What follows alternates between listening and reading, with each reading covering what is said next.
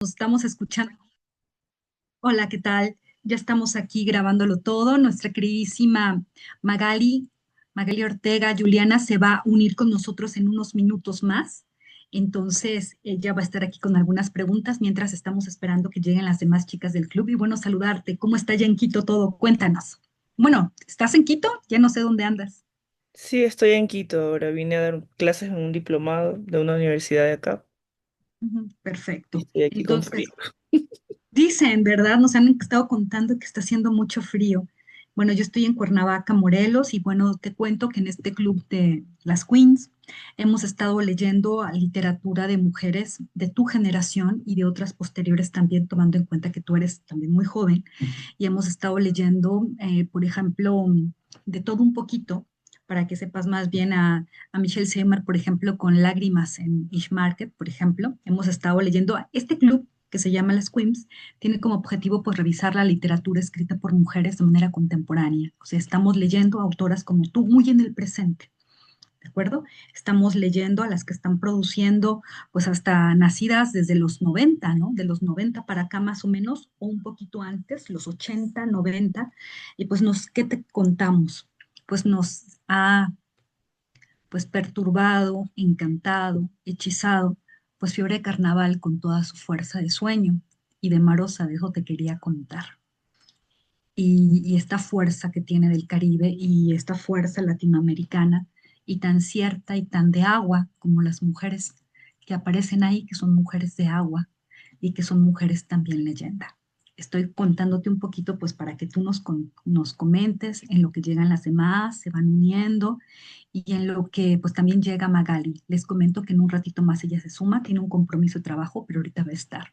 Y bueno, Juliana, pues agradecerte. Vas a ver qué lectoras tenemos acá, mujeres apasionadas también con la lectura, con estas novelas. Algunas de ellas escriben, otras no, pero estamos conectadas de todas partes del mundo, no solamente de México. Hay algunas que están en Estados Unidos, otras que están también en Colombia, que están en España. Y pues bueno, hasta el momento ¿Qué ahorita dices estamos tú? 27. Si me ayudan cerrando los micrófonos por ahí, porque Magali es la que tiene los controles, y bueno, y dándoles la bienvenida. Lo primero que nos seduce de Fiebre Carnaval, o que me parece que a todos los lectores nos va envolviendo, es el flujo lingüístico, ¿de acuerdo? Es el tono, es el habla. Y tú me comentabas algo de dónde sentiste justamente la génesis de este comienzo, de este tono, y cómo llegaste a él, a la voz de Ainhoa, ¿no? La voz de los 8 años. ¿Cómo fue esa experiencia, Juliana? Cuéntanos. Bueno, primero gracias por la invitación. Para mí me alegra mucho que estén leyendo Fiebre por allá. Me hace muy feliz, me hace mucha ilusión. Eh, sí, pues uno escribe y no sabe qué va a pasar con lo que escribe. Yo escribo poesía.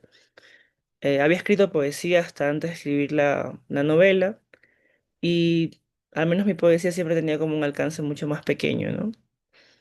Entonces Fiebre es como una cosa que se desbordó, como un hijo que camina solo y eso me parece lindo también, ¿no? Para mí hay varios momentos que suscitaron la escritura de Fiebre, ¿no?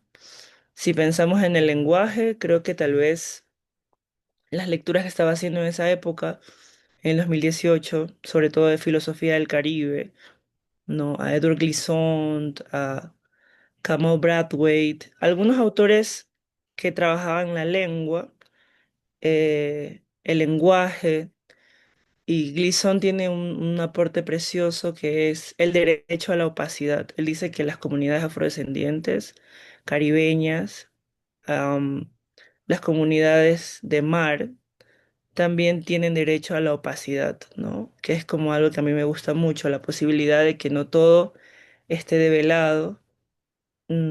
Creo que también Marosa trabaja mucho desde ese lugar, ¿no?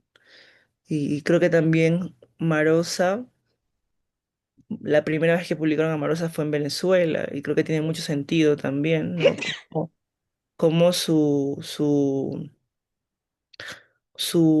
escritura era como rara en la época en la que ella estaba produciendo su obra en Uruguay, donde había pues mucha poesía social en esa época, ¿no? Y pues básicamente hablar de escritura era hablar de hombres, a pesar de que ya tenían algunas autoras importantísimas, ¿no? Ibarburu entre ellas. Pero Marosa siempre fue como esa cosa rara, ¿no? Y yo creo que por eso también encontró casa editorial en el Caribe. Tiene sentido para mí como que su primera casa editorial haya sido el Caribe. En ese sentido, creo que es este sentir barroco y neobarroco que se va extendiendo. Eh, Digo Caribe porque pues el Caribe también es la génesis de un montón de procesos terribles, más bien más que terribles, digamos trágicos, que no es solo malos y buenos, sino complejos, que hicieron pues este producción de otras estéticas e identidades complejas dentro de los territorios que habitamos. Ah, también otra génesis importante para la escritura de Fiebre fue que yo trabajaba, siempre he trabajado con infancias desde muy joven. Mm, Trabajé en colegio y en escuela, que era para mí lo peor, porque acá, al menos en Ecuador, es muy, muy militar la educación, muy, muy, muy tutelar, muy de uniforme, de peínate bien, límpiate, o sea, como muy, muy, muy de minar el cuerpo del infante y del adolescente, ¿no? La educación alternativa en Ecuador tiene muy poco tiempo y por mucho tiempo fue un espacio para las personas con muchos privilegios, ¿no? Pero la educación a la que pueden acceder los infantes proletarios era una educación muy precaria y militar. Después empecé a trabajar en una casa de acogida, en un programa que se llama Tambo de Lectura, que era como un programa de animación a la lectura en espacios diversos, ¿no? En centros de privación de la libertad para adolescentes, bueno, diversos espacios. Yo trabajaba en una casa de acogida con adolescentes y niñas que habían atravesado violencia y que sus padres habían perdido o sus tutores habían perdido la tutela y ellas pasaban a estas casas que también son muy complejas, ¿no? Densas. Y teníamos un plan de lectura que nos daba el Ministerio de Cultura del Ecuador, que de hecho hoy lo acaban de eliminar. El gobierno de derecha ha decidido que no va a existir, que va a estar subsumido al Ministerio de Educación. Ecuador está pasando por un momento muy complejo, como sabrán, ¿no? Ustedes, bueno, sabrán lo que pasó el año pasado con el presidente terrible que tenemos, que se autoeligió él solito, pagándole a todos los sistemas para poder llegar, porque en realidad en el Ecuador nadie lo quiere. Es una cosa muy compleja. Bueno, cuestión que el Ministerio de Cultura nos daba un plan de lectura para infancias, ¿no? Como cosas muy, bueno, literatura infantil y juvenil, ¿no? Que es importante también, pero las niñas, las adolescentes no conectaban con esa literatura porque ellas habían vivido muchas otras cosas, ¿no?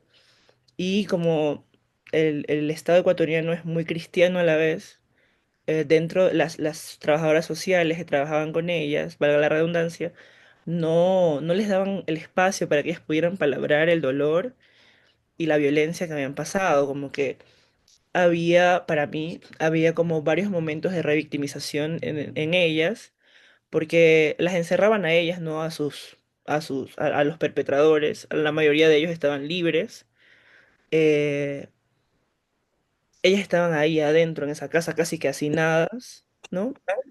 Y también tenían como un montón de problemas con respecto a lo que podían decir y no, ¿no? Por el tema de la religión y del tabú. Acompañé el proceso de una niña embarazada, que también, eso fue, me marcó mucho, ¿no? Yo llegué, ella tenía 9 años y las niñas jugaban y decían que estaba embarazada, pero yo no sabía bien porque nadie me contaba. Y yo acompañé y la vi, o sea, la vi crecer, ¿no? En su embarazo. Fue una cosa terrible, ¿no? Que además ahí me di cuenta que había otro problema en, en la falta de políticas de reparación de las sobrevivientes de violencia y abuso sexual, que es que la religión juega mucho la cabeza, porque la niña sí podía acceder a un aborto a través de colectivos y de entidades feministas que trabajan, abogadas, etcétera. Había un aparataje que podía permitir que ella eh, pudiera interrumpir el embarazo, pero ella decía que se iba a ir al infierno, ¿no? Y no se pudo, porque ella estaba en shock, absolutamente convencida de que si ella hacía eso se iba a ir al infierno. Y continuó con el embarazo. Entonces eso fue una cosa muy, muy fuerte. Yo trabajé igual con ella, normal, ¿no? Eh, la acompañé como en el proceso. Después ya estaba el bebé ahí también. Todo era muy fuerte, muy complejo. Y yo me despertaba pensando en esas niñas, dormía pensando en esas niñas. Yo ya tenía un borrador, yo empecé en el 2018 yo escribo muy lento también, ¿no? Yo escribo muy lento, yo me tardo mucho. Yo le digo a mis amigas que escribir es como un dulce padecimiento, porque yo sufro un montón escribiendo como... No sufro, sino que me toma mucho, me cuesta mucho escribir. Pienso y repienso mucho las cosas, entonces yo me demoro años, años. Me puedo demorar 6 7 años en una sola cosa. Y creo que también por eso voy a mi ritmo en otras cosas, como en la academia. Yo como que he como extendido mis estudios de manera muy larga, ¿no? Porque le ocupo mucho tiempo en escribir y leer, ¿no? Porque me toma mucho tiempo. Yo no puedo hacer un máster a la vez que escribo, no puedo. Son muchas cosas. Yo admiro mucho a la gente que puede hacer muchas cosas. De hecho, hace unos días terminé un borrador de una novela y tuve que rechazar un montón de cosas, como en estos tiempos, cosas que en realidad también tenía que hacer, como trabajar, etcétera, porque el manuscrito no me dejaba en paz y también porque me cuesta mucho, tengo que como darle muchas horas de mi tiempo. Entonces yo tenía como un borrador ahí, poco raro, de fiebre, ¿no? Momentos y cosas que quería escribir como en libretas y también en un documento. Pero esta niña embarazada se me metió, o sea, como entró, aconteció mientras escribía y me dio mucho miedo. Y luego dije, voy a sostenerlo porque es algo que me está afectando, ¿no? Quiero sostener esto de alguna manera. Y antes de eso, como yo ya estaba pensando un montón en la infancia, en, en, en, en la niñería terrible, que no, que es un concepto de una de una escritora que me encanta, que bueno, es académica en realidad, ella analiza tres obras, analiza Cocuyo de Severo Sarduy, Los Boys de Junot Díaz y Papi de Rita Indiano. Y ella habla de la niñería terrible, poco para subvertir o para, de alguna manera, caribeñizar el concepto del enfant terrible de francés, ¿no? Un poco más para traerlo al Caribe y a las orillas. Y es una cosa, me gusta mucho el traslado que ella hace de ese concepto, ¿no? Y yo estaba pensando un montón en las infancias y en la orilla, ¿no? Y antes de la pandemia, yo fui a grabar el Carnaval de Esmeraldas como parte de un proyecto de investigación de pedagogía en el que estaba y vi muchas niñas con niños cargados, ¿no? Y algunas niñas me hablaban, conversaban conmigo. En Esmeraldas la gente habla mucho entre sí, ¿no? O sea, no necesitamos conocernos como para dirigirnos la palabra. Y hablaba con ellas y yo les preguntaba a veces, ¿quién es el niño? ¿Quién es el bebé que tienes? Y me decían, ah, es mi hermano, mi primo. O sea, siempre me daba cuenta que las niñas también cuidan, ¿no? Cuidan un montón, o sea, cuidan a sus primas, cuidan a los hijos de sus madres, a veces con otros padres. Hay un montón de trabajo de cuidado que empieza muy temprano en Esmeraldas. No voy a hablar como de todo el Ecuador porque se me hace imposible, pero voy a hablar, digamos, de la costa, que es el espacio que más he habitado y el espacio que me interesa como estéticamente también. Entonces, pensando como en el cuidado, este cuidado que además nadie te, o sea, el cuidado está implícito en el hacer de mujer, ¿no? El cuidado de los hermanos. Esto, bueno, mucha gente lo ha trabajado, pero a mí me gusta el enfoque de Leonor Silvestri, ¿no? Ella tiene un enfoque muy interesante, ¿no? Sobre todo con el enfoque de la hermana mayor, ¿no? Ella dice, la hermana mayor es este ser que está obligado a subsumir, o sea, como a minar su deseo para cuidar de las hermanas, de los otros hermanos, ¿no? Y yo estaba obsesionada, ¿no? Con las infancias y el cuidado.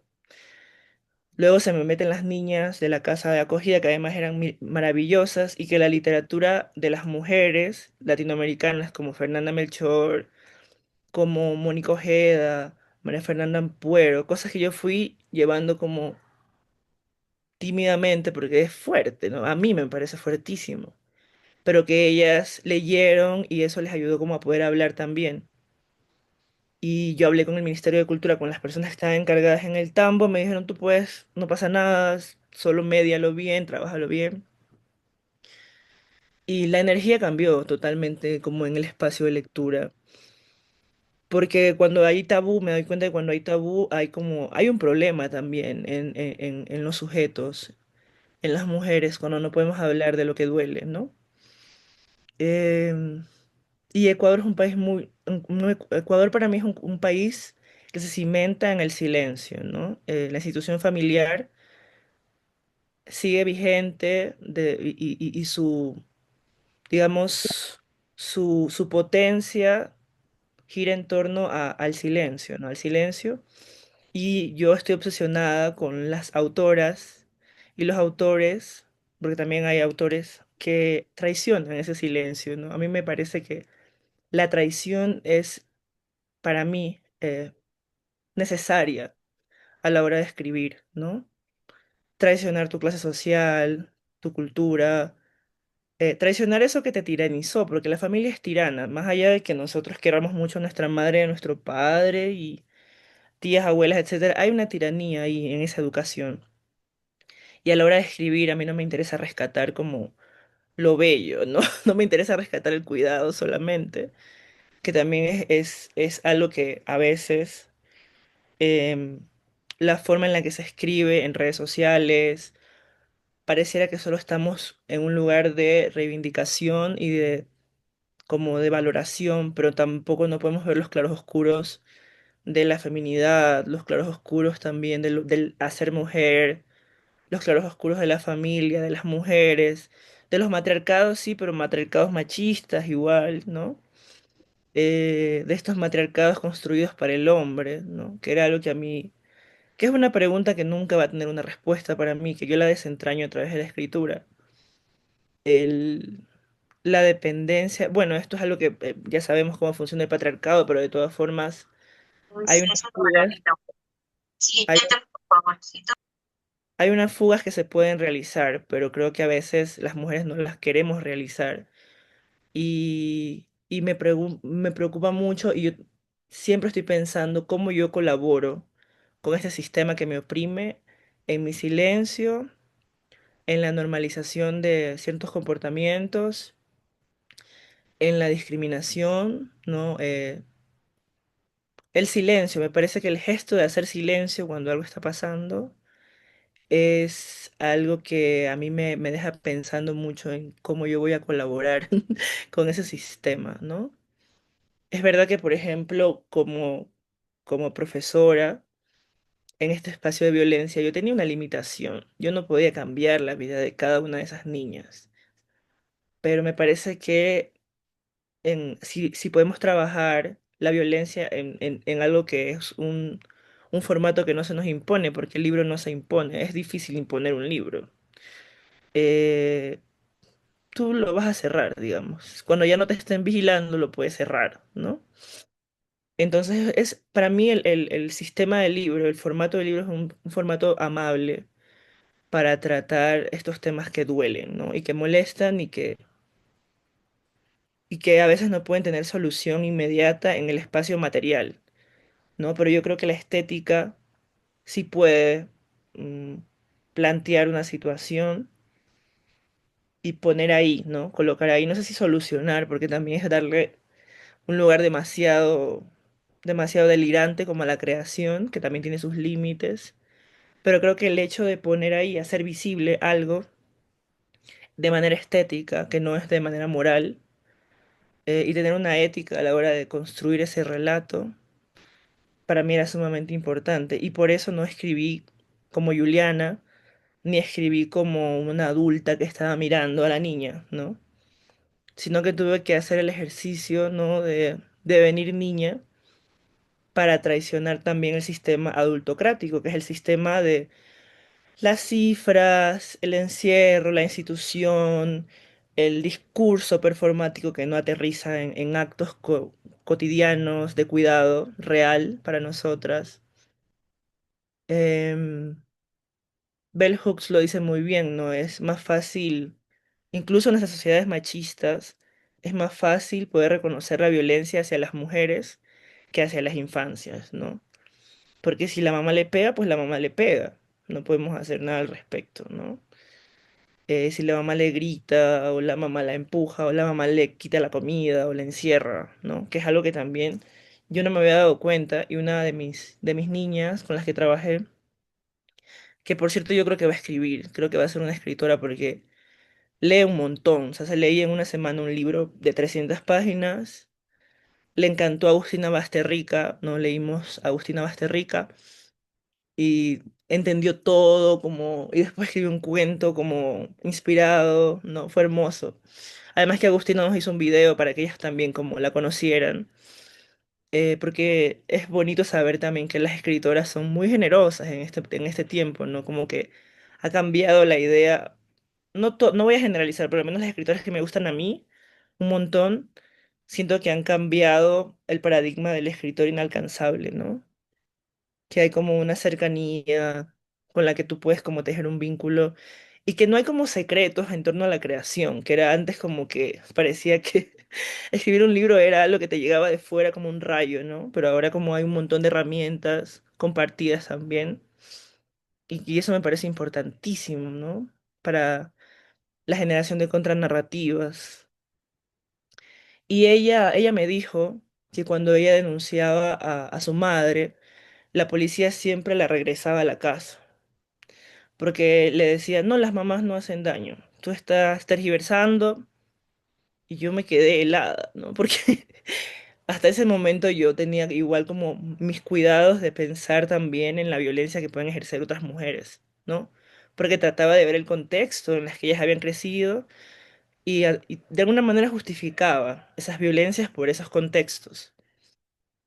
Pero luego viendo a esta muchacha que me contaba su historia en primera persona, y todo lo que tuvo que pasar para que le creyeran, dije, claro, finalmente el patriarcado no es una cuestión de hombres, sino es una estructura, un sistema que se extiende a todos los cuerpos, ¿no?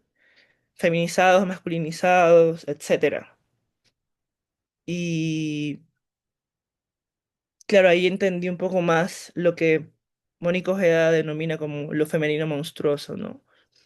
Estas imposibilidades, como en el caso de Mandíbula, como en esta estructura de colegio del Opus Dei, no se puede tejer un vínculo amistoso real si no es a través de la violencia, ¿no?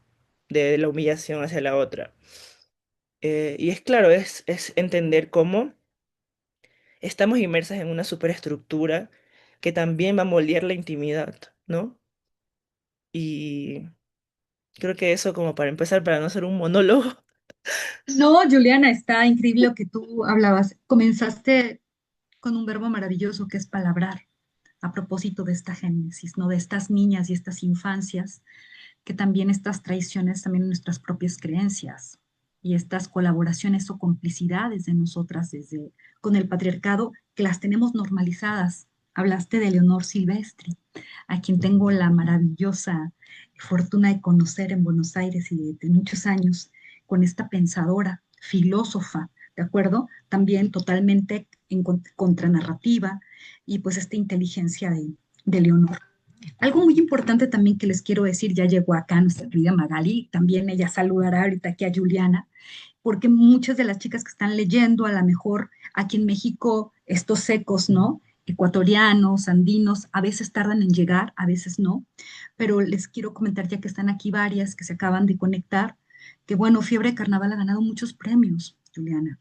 O sea, primero, pues incluyó el premio municipal Joaquín Gallegos Lara en el 2023, que fue un premio muy importante que abrió la puerta para otros, sobre todo el premio Yes, que es el primer, ¿verdad? Latinoamericano. Se presentaron 276 libros. El tuyo fue elegido con mucha justicia y de ahí te llevó a Italia, en donde también han pasado recientemente cosas importantísimas con Fiebre y con las traducciones. Sé que uno de los premios más recientes que ha ido con todo tu novela, pues está la traducción en Inglaterra, ¿verdad? Este trabajo, mientras estamos leyendo Fiebre de Carnaval y ponemos a pensar como traductoras, decimos, bueno, ¿cómo le harán con estas, con la, ¿no? Con esta habla tan auténtica de la niña, las canciones, ¿no? Esto que nosotros nos hacemos aquí dicen calón, no sé si sea la palabra, pero que son estos regionalismos tan típicos y que también rescatas, ¿no? Has estado por todos lados y te ha llevado a hacer tantas cosas. Entonces, pues bueno, tenemos muchísimo que comentar. Mira, ya tenemos más chicas aquí conectadas a Magali. Es una novela muy importante a partir de toda la conciencia y la conciencia que tienes, no solamente de este feminismo, sino la necesidad de darle la palabra desde la tradición a las infancias. México también es un país que por desgracia está en los primeros lugares de embarazo adolescente. Tenemos unas cifras alarmantes, Juliana, acá, todo lo que nos estás contando, estas regiones precarizadas, estos tantos Méxicos, así como Esmeralda, como la Isleña, como esa región que a ti te interesa, esa estética única, que es única y que tú has logrado en ese paisaje de sueño, pero que además tiene un eco de lo que se conoce como realismo mágico, realismo trágico, dirían algunos, ¿verdad? Críticos y críticas, de no sabemos si esto es un sueño, si es tan terrible o si realmente así es en Esmeralda, donde tú creciste y donde también parte de tu poesía, pues tiene un eje importante, ¿no? Un polo a tierra y yo insisto, un polo a sueño.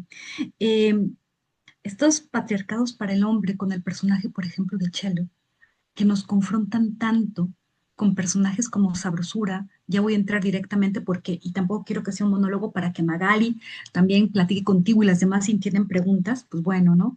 Con estos personajes tan arquetípicos que aparecen y que nos van revelando y confrontando, pues bueno, duele ese dulce padecimiento que logras transmitir, pero que también tiene que ser de esa manera, colocar y sobre todo dar esa voz realmente a lo que intentamos callar. Yo no sé si alguien por acá tiene preguntas aquí en el chat. Magali, pues aquí está Juliana, teníamos tantas ganas. ¿Cómo ves? Yo quiero empezar diciendo, Juliana, eres mi ídola, te amo, me cambiaste absolutamente toda la vida con este libro, que lo tuve que conseguir en Colombia porque Yo soy desafortunadamente súper aquí, tímida, yo así como no. desafortunadamente aquí, o sea, es muy difícil y ya estamos haciendo labor para que Utópicas te lo traiga, para que todo mundo en México lo pueda leer, todas las que lo quieran. Y yo ya traía en mente este libro porque ya había escuchado muy buenas reseñas. Y ahora que fui a Colombia, lo vi ahí porque estaba muy disponible. Y dije, por supuesto que me lo tengo que llevar. Tengo muchas cosas que decir al respecto. Sobre todo, hay una que es, eres este tipo de escritora que yo le agradezco un montón que se salga y no un poco de esta nueva línea que tenemos, que está muy bien y me parece correcta, que estas nuevas escritoras estén denunciando lo que hablabas hace ratito, los abusos que han sufrido con las mamás, ¿no? Estas relaciones inconclusas que tenemos con ellas, complicadas, transgiversadas, y hay una nueva, no sé si decirle nueva, pero está bien que se hable de eso, pero de pronto a mí, por lo particular, ya me llegó a cansar, porque ahora todas escriben de eso, ¿no? Todas escriben como sus constelaciones familiares maternales y de pronto yo digo, Dios mío, qué hueva. O sea, ni siquiera es tan importante tu abuela como para que la consteles en un libro y me hagas leerla, ¿no? Pero de pronto llegas tú y llegas con una niña, a ver, ojo, hablando un poco de todo esto, de estas relaciones que tenemos con las mujeres de la familia, que eso a mí es algo que me gustó mucho, a las cuales tú les llamas las mujeradas, que me encantó. Entonces yo ahora en mi chat de tías y de primas, tenemos las mujeradas. Y me dicen, ¿por qué le pusiste las mujeradas? Y les dije, porque así se dice en Ecuador, cuando son un grupo de mujeres, ¿no? Son las mujeradas. Entonces, tienes a las tías, que son las que llevan a Ainhoa por caminos que ella estamos en este proceso en donde Ainhoa se está empezando a dar cuenta de algunas cosas, todavía no sabe preguntarlas, todavía no se atreve a dar pasos, pero está de observadora. Ya llegará el momento en que ella eh, tenga que aplicar estas técnicas que la tía le dice. Hay una que le enseña a cantar, hay otra que le enseña a peinarse, o sea, hay la tía que le enseña a andar con los muchachos, ¿no? Que es esta tía la que le escabulle y que le dice, vente, vámonos, acompáñame a la playa de Chaperona, pero está la otra que se sienta y le lee poemas, y está la otra que la pena, o sea, es todo un universo femenino que ahorita que te estoy escuchando hablar, que yo no sabía la historia, no sabía tu historia, tu origen, de dónde habías venido, que habías trabajado con estas niñas llenas de violencia, que tú también estabas muy pasmada por eso, me asombra todo el amor y todo la ternura, todo eso, todo ese dolor y toda esa cosa que ahorita estoy escuchando que te impactó mucho vivirla, la transformaste en puro amor. O sea, es un libro lleno de amor, tiene sus momentos patriarcales, lo cual me gusta mucho, como cuando Ainhoa tiene a los primitos estos de la ciudad, que ella dice, ¿por qué no les gusta jugar con la tierra? ¿No? O sea, ¿por qué quieren estar en otro lado? Si aquí, ¿no? Estamos acostumbrados a esto. Y luego lo que pasa con los primos. Y luego tienes al tío, y luego tienes al abuelo, ¿no? Y tienes al papá. Entonces, por ahí hay, pero no les pones la atención a ellos, sino a ella. ¿Qué es lo que le pasa a ella con respecto a ellos? Y me parece que todo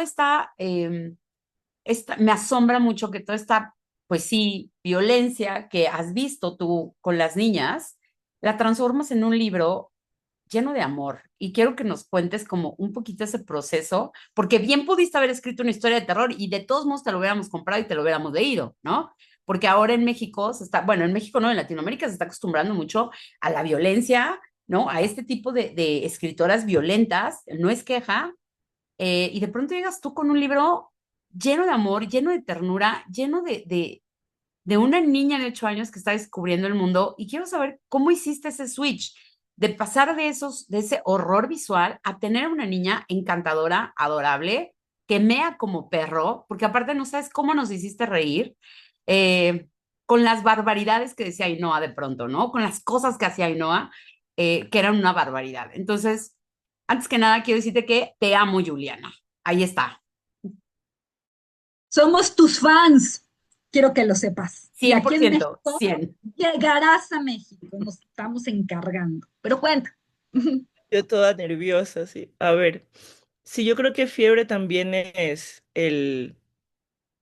la disputa por el espacio público, ¿no? No solamente es em, un libro de lo íntimo, sino que también, si te das cuenta, hay mucha disputa por el espacio público. Porque las mujeres, yo leí hace tiempo, a mí me gustan mucho los arquitectos, los arquitectos filósofos, ¿no? Esta gente que hace como estética del espacio. Me interesa mucho la espacialidad porque vivir en la costa ecuatoriana, siendo mujer, es tener unos límites muy claros, ¿no? Muy marcados, porque hay muchísima violencia y porque también hay muchas limitaciones, o sea, como que no tenemos buen transporte público, bueno, son muchas cosas. Entonces, la ciudad empezamos a fantasear con la ciudad porque se nos niega la ciudad muy pronto. Y las mujeres tejen un montón de estrategias para poder hacerse con el espacio público que se supone que es un derecho, ¿no? Para todos y para todas. Yo había leído un estudio de un arquitecto, de unas arquitectas feministas que habían ido a una escuela, a unas escuelas en Barcelona públicas y habían analizado los espacios que ocupaban las niñas y los niños. Entonces hacían mapas y tú veías a los niños moviéndose por toda la escuela, las canchas gigantes, jugando pelota, jugando fútbol, etcétera. Y las niñas todas como arrinconadas a los costados, ¿no? El baño y los costados. Era el espacio que ocupaban las niñas. Y yo me puse a pensar, cuando era niña, qué espacios yo habitaba, ¿no? Y eran espacios también muy limitados, siempre con alguien. No es que podía irme por mi barrio a caminar, o sea, no, eso no, no se podía. Y me acordaba, y tengo muchas amigas que también son de la costa, y me cuentan como todo lo... Y Guayaquil, por ejemplo, yo vivo en Guayaquil. Guayaquil es una ciudad muy violenta y muy grande, además es gigante. Eh, y el transporte público es terrible, es una historia de terror todos los días. Y mis amigas, que son como de barrios periféricos, siempre están haciendo un montón de cosas para poder salir, porque igual no van a dejar de salir, quieren salir y tal. Entonces, para mí, fiebre también era como un... que yo decía, bueno, voy a hacer un libro de esto, luego haré otro libro de esto, y luego porque yo tenía como muchos proyectos, porque yo soy muy ecléptica también. Y luego dije, no, todo puede ir en este libro, porque de todas formas, este libro también es la disputa por el espacio público, por la orilla, ¿no? Por la orilla que además yo trabajo el tema de los niños, de los niños en la capital y el abuso sexual, porque la relación que tiene la capital con Esmeraldas es la relación de la servidumbre y el turismo, ¿no? La mayoría de señoras esmeraldeñas vienen a la capital a trabajar, a cocinar y a limpiar, y se desplaza la gente y hacen conjuntos carísimos frente al mar donde vive la gente de la capital, que ni siquiera vive, son como lugares para veranear que están vacíos mientras a nosotros nos desplazan, o sea, tenemos que irnos porque el narcotráfico, etcétera. Pero la gente de la capital, yo recuerdo que en el 2021, 22, cuando había como empezó como a escalar todo esto, el tema del narco y los cochebombas, ¿no? En los lugares, en los espacios públicos, hay muchísima gente, muchos amigos tuvieron que dejar sus casas. Y de repente la gente de la capital estaba en la playa, como en la playa del sur, como de Esmeraldas, como Mompicha, Atacama, Supa súper chill, como viendo la caída del sol, tomando los cócteles. Y yo decía, de verdad, es muy fuerte, ¿no? Es terrible ver cómo la relación que hay con unos espacios y otros, ¿no? Cómo la relación de la gente de clase media alta de la capital con Esmeraldas es de servidumbre, turismo y desplazamiento, básicamente. E infantilización también, porque ahora menos, porque claro, ahora ya soy más grande, ya como que nadie me dice nada, pero cuando era más joven, yo venía a la capital como a recitales de poesía. Un poeta me dijo, ¿Qué libro? ¿Sí? una vez un poeta me dijo, ay, yo amo Esmeraldas, las mujeres de Esmeraldas, y yo así como, las mujeres de Esmeraldas en la playa, nadando, la gente afro, qué guapa, y yo así como, pero yo los escucho, porque me parece importante escuchar. Porque ahí te das cuenta, ¿no? La relación que hay. Puede ser poeta, puede ser intelectual. La relación que tiene con Esmeraldas es una relación de turismo y paisaje, ¿no? Y las mujeres son parte del paisaje de disfrute para él también. Y luego decía, ay, mi padre estaba en la orilla y después se iba al hotel con las chicas que trenzan. Y yo así como, ¿ya? Como que, y como un súper romantizado y normalizado, ¿no? Como también había como otra gente que me decía como, ay, tú eres de Esmeraldas, qué lindo. La señora que cocina en mi casa es de Esmeraldas también. Ella está con nosotras desde muy pequeña. Y yo, ¿cuánto le pagan? Sí le pagan, porque si está con ustedes de pequeña, me imagino que tú ya tienes 40 y pico años, ya está por jubilarse. Como que... Y había como un momento de tensión, porque el trabajo remunerado del hogar en el Ecuador se reconoció recién hace casi como 12 años, 10 años, ¿no? Y con las migraciones forzadas, por ejemplo, de Venezuela, ha vuelto muchísimo la irregularidad. O sea, hay muchísimas mujeres venezolanas en situación de trabajo de servidumbre. Y me interesaba, siempre me ha interesado trabajar ese tema y pensé que Fiebre podía ser un espacio interesante para articular esto y para hacerme preguntas, ¿no? Porque son preguntas que yo también me hacía de niña, porque yo tenía una tía que estaba casada con un señor de acá de la capital. Y cuando ellos llegaban, toda la familia atendía a la familia de la capital. Y yo decía, ¿por qué? Y cuando nosotros veníamos a la capital, nosotros atendíamos a la familia de la capital igual. Como que no había como una especie de reciprocidad, en plan, vienen ustedes a la costa, a la playa, les atendemos, nosotros vamos allá y no, era como mi abuela otra vez cocinando cosas para ellos sentados, sabes, como que hay esa relación intrínseca de servicio, ¿no? Que hay de las personas, no solamente por afro, sino también por costeños, ¿no? Entonces, me parece importante trabajar todo ese tema y además eh, yo lo sitúo en el 99 porque yo sí creo que la dolarización, nosotros somos un país dolarizado, digamos, somos un país soberano, supuestamente, no somos colonia, supuestamente, pero tenemos dólares, ¿no? Tenemos dólares americanos. Yo me acuerdo que en el 99, o sea, era como la promesa de desarrollo que sigue, sigue sin aterrizar en el Ecuador. Em, y no sé, desde mi perspectiva, desde mi mirada, desde mi análisis, desde la dolarización, desde el 99, la mirada del ecuatoriano está girada hacia el norte global, ¿no? Como hacia Estados Unidos y hacia España, Italia, ¿no? Hacia Europa.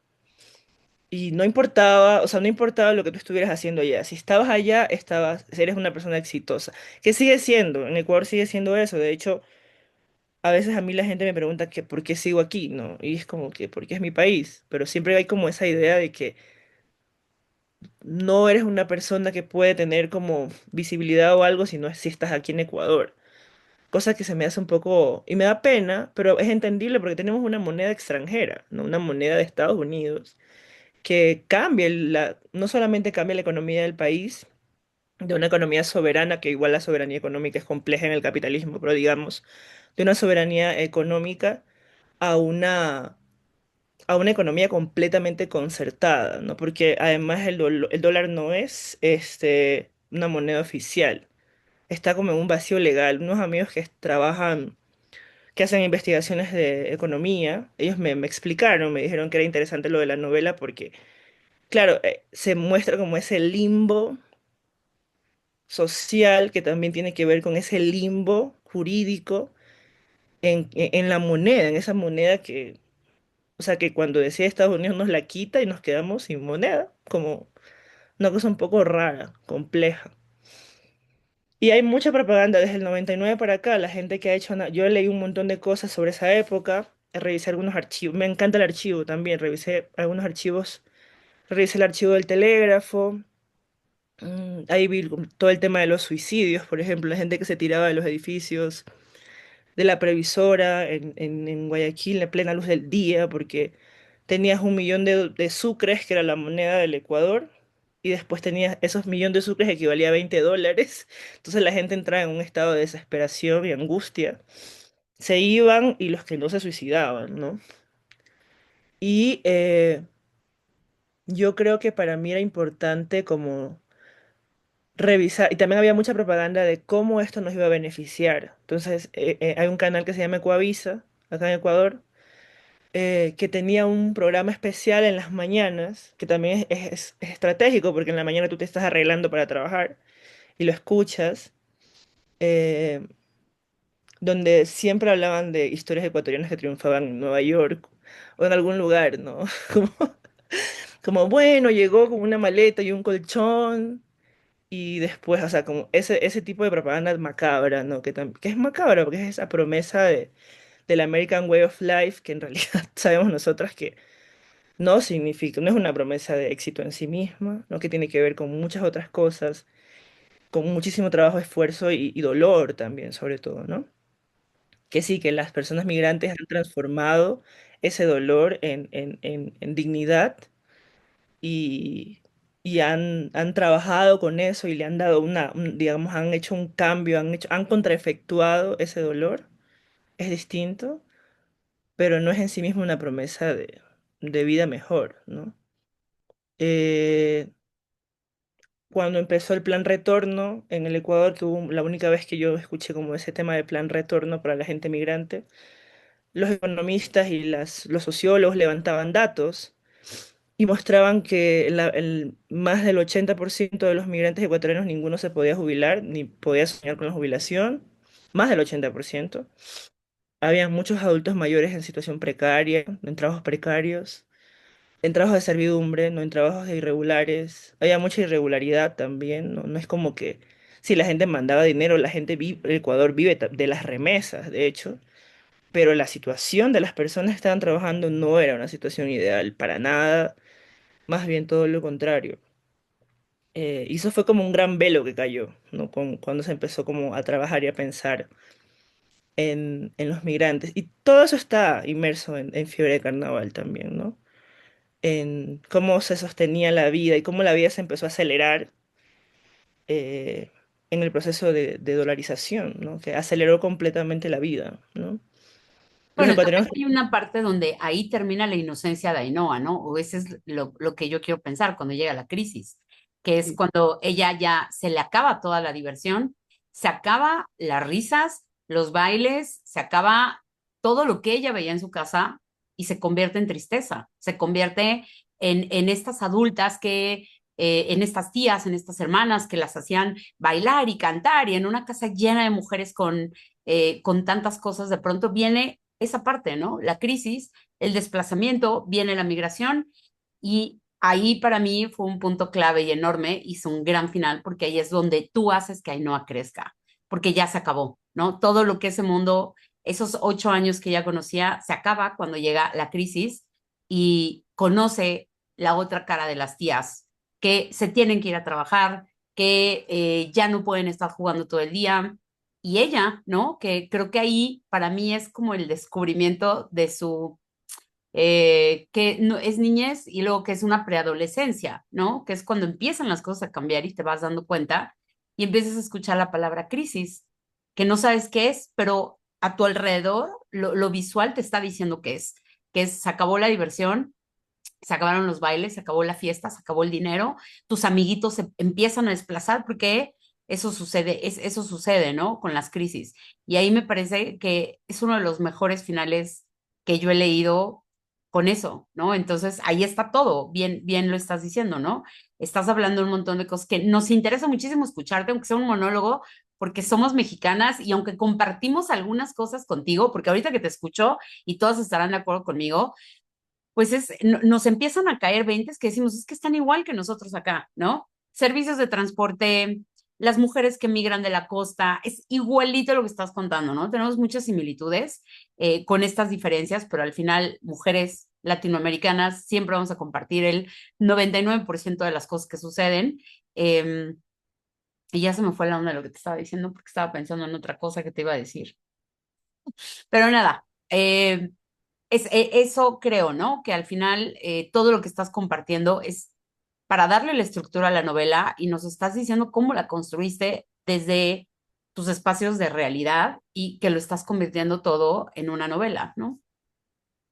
Además, muy interesante también cuando aparece estas resistencias quemando las llantas con la crisis. Mm, También a nosotros en los 82, cuando se sí. nos cae aquí en México, Juliano, se nos cae, ya sabes, que le tuvimos que quitar 3 ceros a la moneda, no se dolariza por otras cuestiones políticas.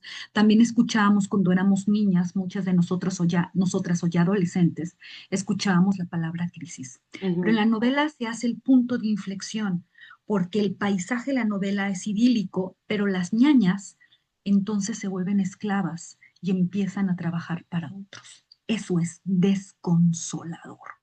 La ñaña que te peina, que te enseña los libros, que declama poemas contigo, personajes, como digo yo, entrañables, Julián.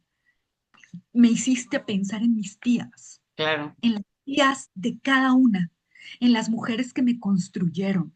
Que eso suceda con una novela, o sea, hay novelas con las cuales con la madre, ¿no? Con una situación, pero tú con una situación y con mis tías, porque finalmente somos todas estas mujeradas y este ñañerío, ¿de acuerdo? Aunque aquí tuvimos un presidente neoliberal, tecnócrata asqueroso, bueno, y tecnócrata neoliberal asqueroso que decía el mujerío.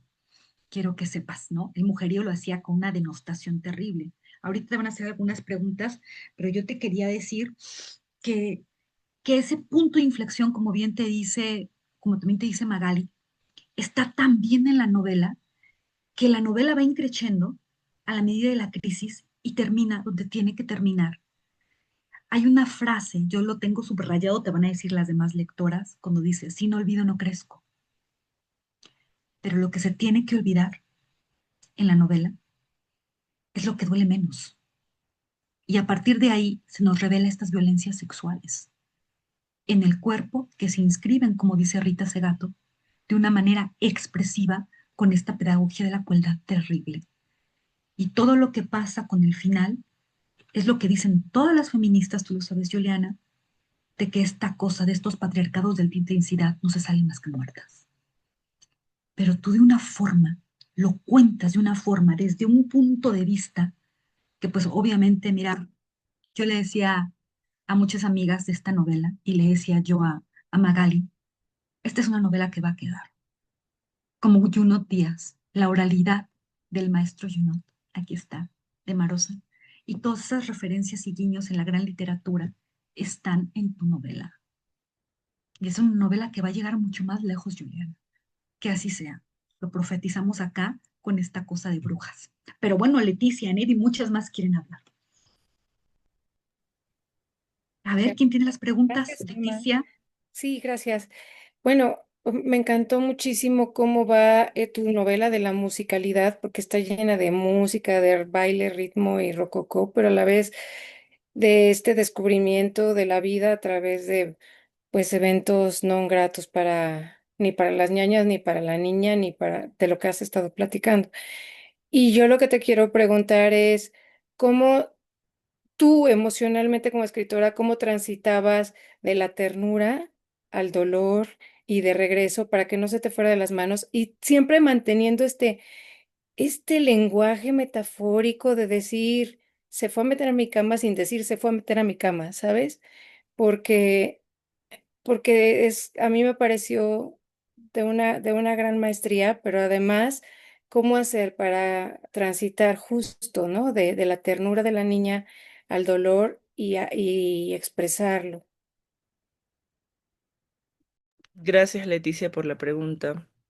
Ya, a mí me parece que es importante entender que el poder es algo que podemos ejercer todas, ¿no? Todas, todas.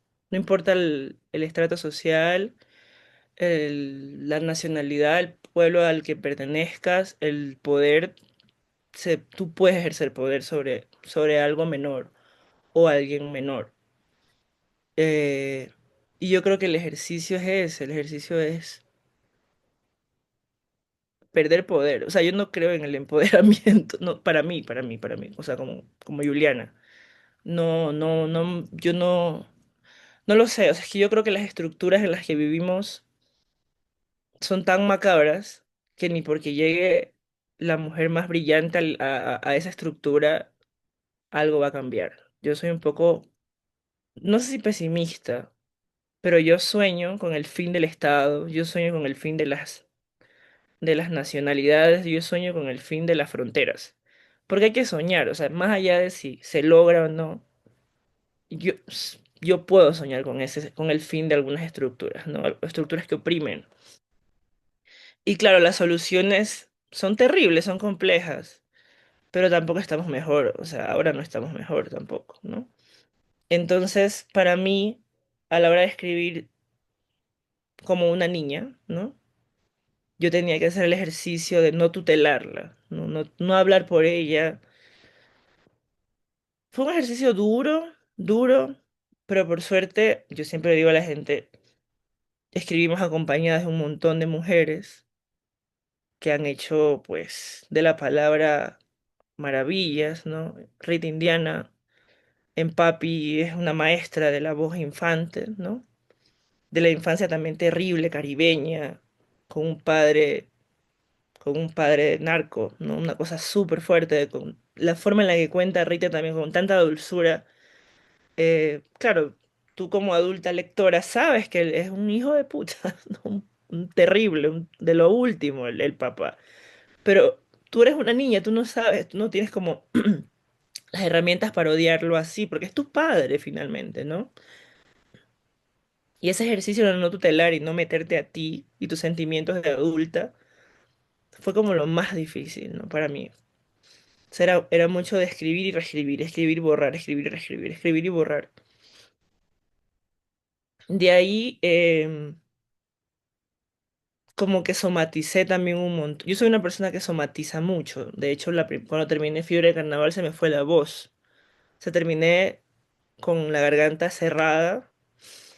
Me hice pruebas de COVID. En esa época había COVID. No tenía COVID, pero solo tenía la garganta hecho piedra, así como no podía hablar.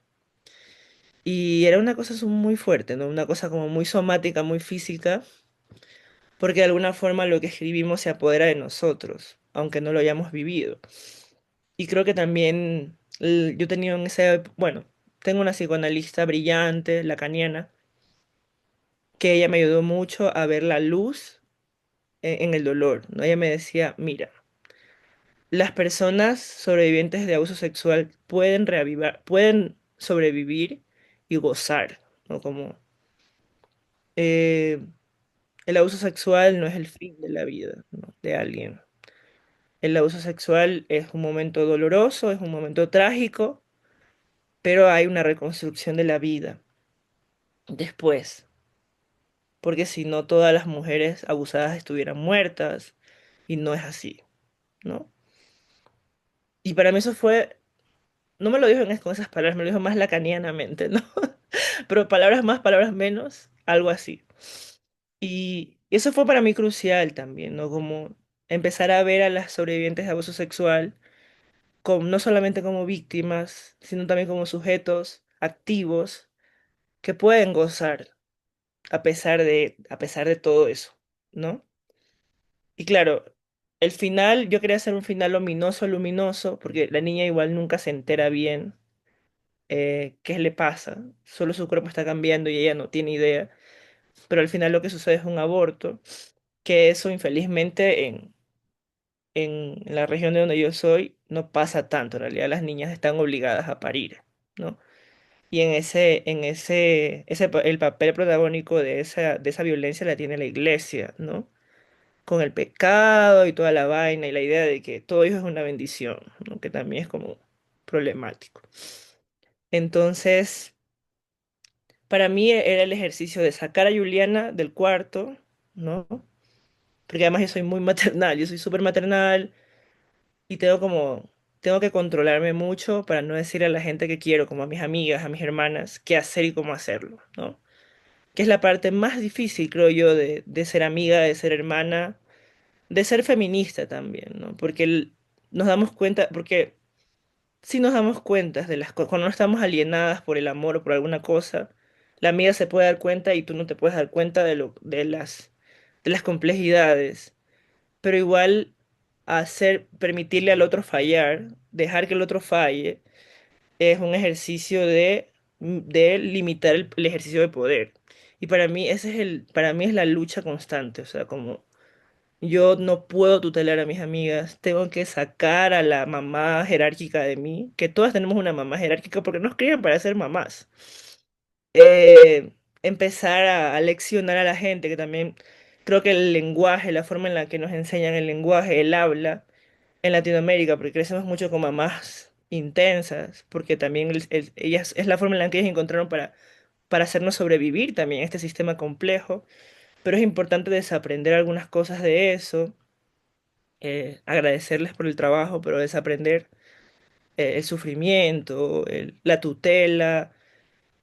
Y para mí escribir es eso, escribir para mí es el ejercicio de no tutelar, ¿no? Por ejemplo, ahora en mi última novela que ya entregué, spoiler, así, hay unas adolescentes que empiezan a explorar su deseo sexual y era algo que a mí me conflictuaba mucho, como hablar.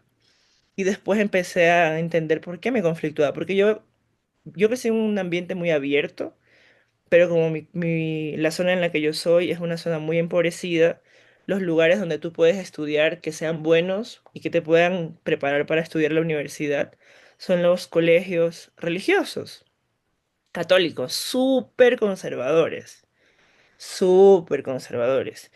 Y yo le digo a la gente que justamente por eso, como la ciudad es tan conservadora, la provincia, por la religión, por las misiones y todas esas cosas que hay allá, eh, que las misiones también son partes del extractivismo, eso es otra historia, pero bueno. eh, También por eso mismo la comunidad es muy sexual, porque tiene que haber un desborde, o sea, tú no puedes reprimir sin que haya un punto de fuga. Y por eso la gente es muy sexual, exacerbada, por eso se hace dancehall y el dancehall es súper explícito, ¿no? Como, y a mí me gusta, yo lo disfruto, bailo y me encanta, pero es porque, justamente por eso, ¿no? Por la represión y por la mirada de la iglesia sobre los cuerpos. Y yo estaba censurándome, yo tenía ese miedo también por el hecho de que yo tuve esa educación, no en la casa, pero sí en el colegio, esa idea de la abstinencia, ese miedo al sexo, que no podemos tener sexo porque nos ponen un dedo en el hombro y quedamos embarazadas, ¿no? Todos esos mitos que lo único que hacen es no dejarnos, no nos dejan, nos raptan el cuerpo, ¿no? Y el deseo. Y me tocó hacer un ejercicio de desaprendizaje también, de otro tipo de tutela, ¿no? De, de decirle a la otra que no tenga sexo que no desee, que también después nos volvemos inquisidoras nosotras también, o sea, aprendemos la inquisición. Y a veces yo a veces me encuentro escribiendo como inquisidoramente. Yo digo, a ver, espérate, hay que parar, borrar, caminar y dejar eso ahí y volver, ¿no? Ese fue como el ejercicio, ¿no? Como el ejercicio fue no tutelar, no poner palabras en la boca de Ainhoa, porque Ainhoa no tiene todo el contexto que yo tengo, ni ha estudiado lo que yo he estudiado, no tiene la posibilidad de saber eso, porque no le han dicho y no le han enseñado. Entonces tocaba hacer como una especie de, sí, de devenir, de ejercicio violento también, de sacar de ti misma, de ese lugar, para escribir otra cosa, para hacer que acontezca eso que puede llegar a doler, ¿no? Y cuando uno escribe, al menos a mí me pasa que yo soy muy visual adentro de mi cabeza. Entonces yo veía el cuarto, la casa, la sábana, o sea, era una cosa y soñaba con eso. Entonces era como un proceso un poco tortuoso, pero a la vez gozoso, ¿no? O sea, era como que escribía y había como algo de luz después, como un momento un poco luminoso después, a pesar de que era todo muy doloroso, no sé cómo explicar. Por eso hablo mucho de lo trágico y lo festivo, ¿no? Cómo confluye, ¿no? Que es el carnaval en sí mismo, ¿no? Esta fiesta trágica y festiva, que no solo es alegre, ¿no? Sino que también hay tensiones ahí, ¿no? Eso creo que más o menos responde. Gracias, Leticia, por tu pregunta. Gracias, Juliana. Anaité, Naite, Sí, hola. Bueno, primero que nada, súper agradecerles a las organizadoras y a quienes hicieron posible que esto estuviera sucediendo así. Decirles que me siento muy identificada en muchas cosas porque yo vivo en un estado de México que se llama Campeche, en una isla, literal, es una isla, estamos rodeados de mar. Entonces, en muchos puntos de la novela me sentí como identificada, ¿no? Aunque el contexto social, económico y político es distinto, pero hay algunas afinidades. Y me parece que retomando un poco lo que contestabas ahora, Juliana, de la compañera que preguntó, yo creo que para mí ahí reside la belleza de esta novela que me encantó porque me recordó muchísimas cosas de mi infancia, ¿no? Muchísimas. Muchos papeles de los personajes tenían nombre, pero de mi familia, ¿no? Mi abuelo, mi abuela, mis tías hasta hoy en día siguen siendo mi soporte porque mi mamá todo el tiempo tuvo que estar fuera para trabajar porque mi papá obviamente no estaba, la figura del abuelo, ¿no? Hay muchas cosas, por ejemplo, mi abuelita se separó de mi abuelo y ella se quedó en la casa grande y él en la casa pequeña, pero los nietos le llevábamos la cena, la ropa planchada que iba a usar al día siguiente mi abuelo y todo porque mi abuelita se lo seguía mandando como si tuviera todavía ese deber, responsabilidad, ¿no? Entonces, hay varias fibras que la novela me fue tocando como muy sensibles e incluso llegó un punto en el que dije, ¿cómo pasé de estar queriendo rumbear al principio del libro y luego me tuve que regresar porque dije, ah, caray, justo la visión de la niña nos lleva en ese recorrido de la mano de que no nos damos cuenta, o al menos a mí así me pasó, no sé si a las demás, en qué momento ya me estaba hablando de un abuso y llegó un punto en el que retrocedí y dije, no, a ver, tengo que volver a leer y dije, claro, es que son muchas situaciones de violencia que normalizamos Los señores del bus, los secretos de su papá, que también fue algo que me recordó a cuestiones muy personales propias, ¿no? El abuelo, ni qué decir, la postura de la abuela, las tías, el silencio, la que rentaba el cuartito y llegaba el marido y hacían cosas y se escuchaba. Todo, todo, todo es una niñez o una infancia marcada de muchas violencias y eso también me llevó a reflexionar, o tratar de analizar, no como mamá los espacios o los entornos de mis hijos, ¿no? Donde ellos habitan, aunque son varones y no traen un poco como esto de ser mujeres, pero aún así el contexto creo que también es parte de, ¿no? Y para mí, precisamente por el contexto en el que vivo, es muy difícil, de hecho, donde yo vivo hay dos librerías, nos acaban de traer un Gandhi, pero es una islita en una plaza, ¿no? Es súper chiquito. Una librería grande, no hay más, entonces poder estar en un espacio como este, poder hablar con una autora como tú, de una obra tan maravillosa como esta, es para mí como un sueño irreal que nunca me imaginé, ¿no? Poder lograr. Y no siempre puedo conectarme a los clubs que hacen, pero leo todos los libros que mandan, los estoy leyendo. Entonces, fue un verdadero placer leer tu obra, Juliana, agradecerte porque es también el arte de poner en palabras, pues lo que muchas sentimos o vivimos, ¿no? Más que nada es eso. Gracias. A las tres. Gracias, Anaite. Yo solo quería decir que lo de el mujerismo y las mujeradas, acá también se usa de manera despectiva. De hecho, yo tengo una amiga que es periodista que ella me dijo que cuando ella era adolescente su mamá le decía, tienes que ir al colegio, pero no te quiero ver en ñañerías. Como que hay un miedo de que las mujeres se junten, ¿no? Como recuerdo que allá en Cartagena, bueno, a mí me gusta mucho la literatura de Marvel Moreno. Alma y yo hablamos un montón de Marvel Moreno. Y también, bueno, algunas otras escritoras mujeres de Barranquilla que estaban existiendo a la vez del grupo de Barranquilla, o sea, García Márquez y compañía, el Nene Cepeda y toda esta gente que era terrible y que no dejaban entrar a las mujeres a la cueva, ¿no? Que es el lugar donde... Que es, la cueva es como el museo del machismo. Pues tú entras y están todas las fotos de los muchachos. Ni una mujer. Bueno, cuestión que también había Mera del Mar, que es esta poeta de allá de Barranquilla, y ella le decían la bruja porque se reunía con mujeres. Solo eso, era como, era la bruja. Pero ella no, nadie sabe, nadie tiene como pruebas de que realmente hacía algo de brujería, pero el hecho de que ella abriera su casa para que se reunieran las mujeres, para leer poesía y escribir, eso era un aquelarre, Barranquilla estaba estresada, o sea, es una locura, ¿no? Y eso, Alice Walker, que es como esta escritora, bueno, todas la conocemos, la del color púrpura, ella trabaja mucho el concepto de womanism, ¿no? Que es como la mujerada, el mujerismo, que además viene también de África.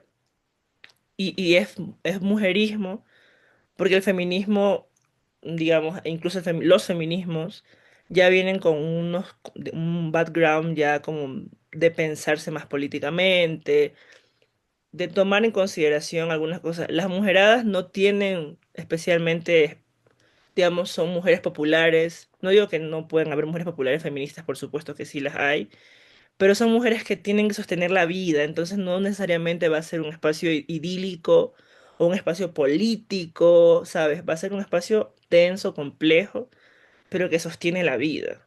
Y el sostén de la vida es valioso, más allá de la violencia, de la complejidad, de las cosas que pudieron ser mejor, ¿no? El sostén de la vida en un país, en una frontera, ¿no? Porque además la isla donde yo soy es la frontera con Colombia, y es una zona de tráfico de personas, de tráfico de drogas, o sea, es una locura. Y aún así nosotras fuimos felices y sobrevivimos porque estas mujeres estaban sosteniendo la vida, no con sus complejidades, pero eran las que se paraban en el barrio y decían, a ver, las niñas van a jugar, o sea, como, ¿sabes? A mediar con gente terrible para que nosotras podamos habitar el espacio. Y eso para mí es valiosísimo. Eso es política en sí mismo, más allá de las otras complejidades que puedan tener estas señoras y las cosas que no pudieron aprender también, ¿no? O desaprender. Eso es como un poco el tema de la mujerada, ¿no? Hay cosas que pudieron ser mejor, por supuesto, porque no es un espacio idílico, pero no se puede dejar de lado como la importancia del sostenimiento de la vida que hacen estas mujeres, que para mí es valiosísimo. Oye, Juliana, ¿sabes por qué nos gusta Marvel Moreno? Porque Marvel también traiciona. Todo lo que los viejos, como dice Magali, que huelen a pipí, rancios, terribles, asquerosos, que no contaban los de la cueva, lo cuenta Marvel. Las amazonas son esas ñañas, también los perfiles de las mujeres que van contando en Siempre llegaban las brisas. En las amazonas son como estas tías, son estos perfiles que están contando realmente lo que acostumbramos a callar. Sostenemos la vida, pero nuestro silencio sostiene el patriarcado y tenemos que entender que lo tenemos que deshacer. Y eso, otra cosa que te quería decir, yo te agradezco la rabia digna de Ainhoa. Es una niña con un carácter que dice, creen que soy tonta, pero me doy cuenta. Y te aplaudo esta desestupidización de las infancias, que solamente alguien como tú, que ha trabajado con estas infancias, que tuvo con estas niñas embarazadas, que te mueve directamente el tema, podía hacer esta denuncia maravillosa, Juliana, y no exagero, maravillosa con lo que implica la maravilla de desestupidizar la infancia. Y otra cosa que lo haces mejor que Italo Calvino, y tampoco exagero, en El varón rampante, Yo voy a en los dar el valor árboles. rampante, pero me Yo lo pone sabía nerviosa por los todo. árboles. Está el guiño, Juliana, y no habíamos hablado de eso. La niña, el lugar de enunciación fantástico de Ainhoa son los palos de guayaba, mangos y chirimoyas. Y Claro, ella no también, quiere saber nada. Dime, dime. Eso es lo que no, y quiero que también está Reinaldo Arenas también, ¿no? Reinaldo total. Arenas en Celestino antes del alba, el niño está arriba del árbol Todo. viendo a los hombres desnudos bañarse en la riviera después ¿Mm? de trabajo y él se da cuenta que le gustan los hombres, ¿no? Ay, Como desde el árbol. Me gusta mucho la idea de que el árbol sea el espacio para pensar, ¿no? Como para crear conocimiento, ¿no? Situado. Y también un refugio, ¿no? La niña del árbol, como, sí. comiendo guayabas, no quiere comer otra cosa, pero además entiende la vida de los gusanos con esas metáforas y ese lenguaje extraordinario que tenemos que sostienes, carajo.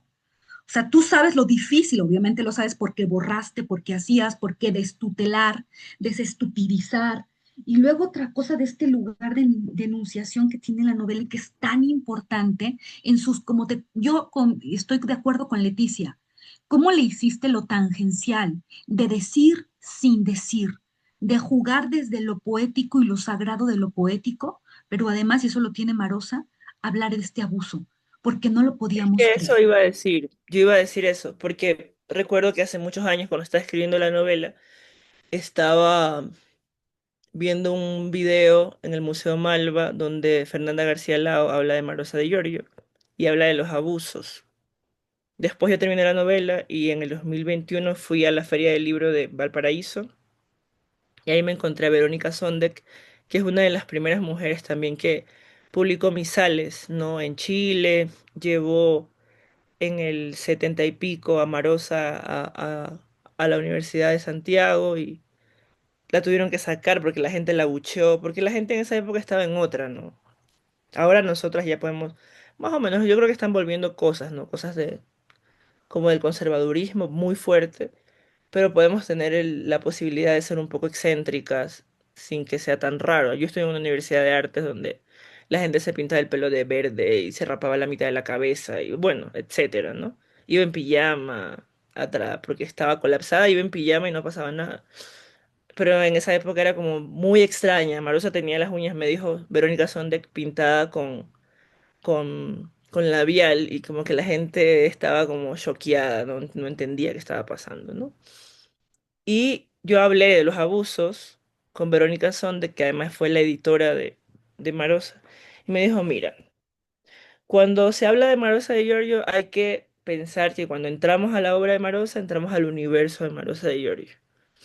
Ya, en ese universo se rompe la moral del universo de acá y se crea otra ética, otra moral, es otra cosa, ¿no? Tú entras a otro mundo, un mundo desconcertante, el mundo de los jardines, la ruptura, digamos, de los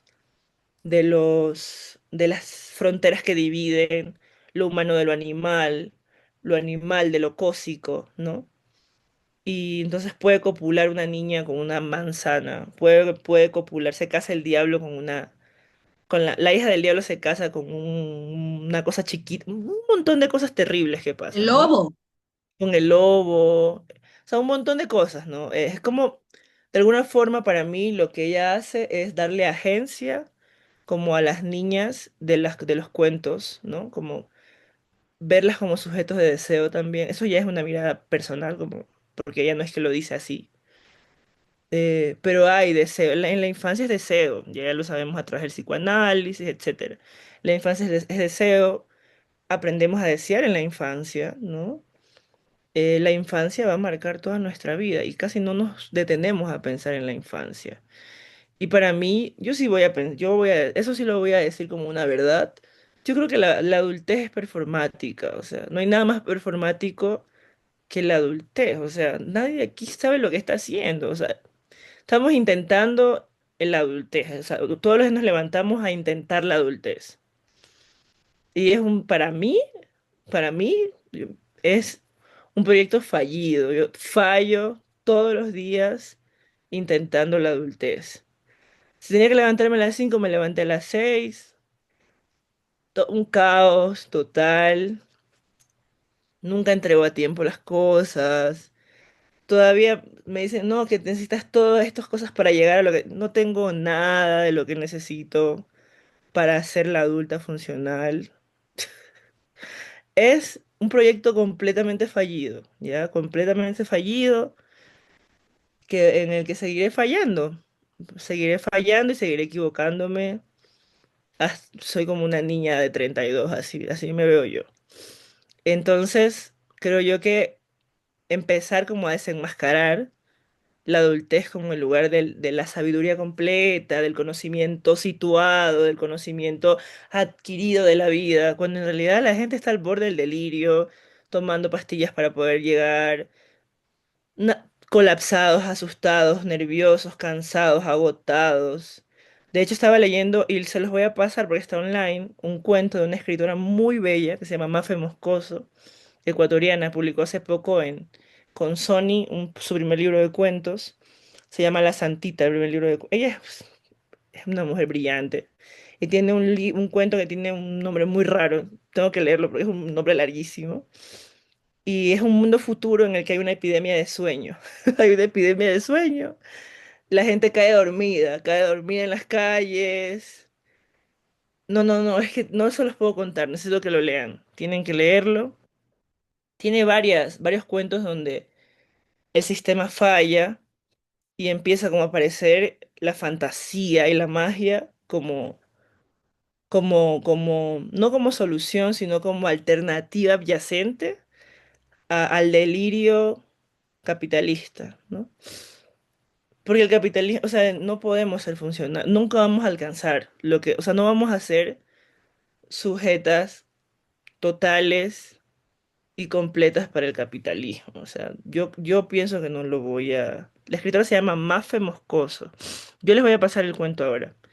Pero entonces yo creo que para mí va por ahí, como la posibilidad de desenmascarar también eh, eso, ¿no? La idea de la infancia como algo edulcorado, sin deseo y sin agencia. Me parece que la infancia es producción de conocimiento en sí misma, que hay que escuchar, hay que agacharse y escuchar a las infancias. Me parece también que es importante hacer un camino desalienante a la hora de escribir, ¿no? Como yo creo que a veces hay unos yos trascendentales, ¿no? Ahí está Mafe Moscoso, sí. Y yo, La tengo pendiente desde hace como un mes, pero aquí la tengo. Estoy buscando el cuento a ver si logro dar con el que estás diciendo. no, no, ese cuento no está ahí, va a salir ahorita en otoño, Ah, ya, ok, ya. pero ya te lo voy a pasar por aquí porque salió Ah, como en buenísimo. una... Pero es este libro, chicas. La Santita de Mafe Moscoso. Ahorita se los paso por el chat. Bueno, va por ahí la cosa, ¿no? Como que yo escribo mucho desde el error, yo escribo pésimo, o sea, para poder llegar a lo que llegué una catástrofe de sentarme a luchar, a luchar, o sea,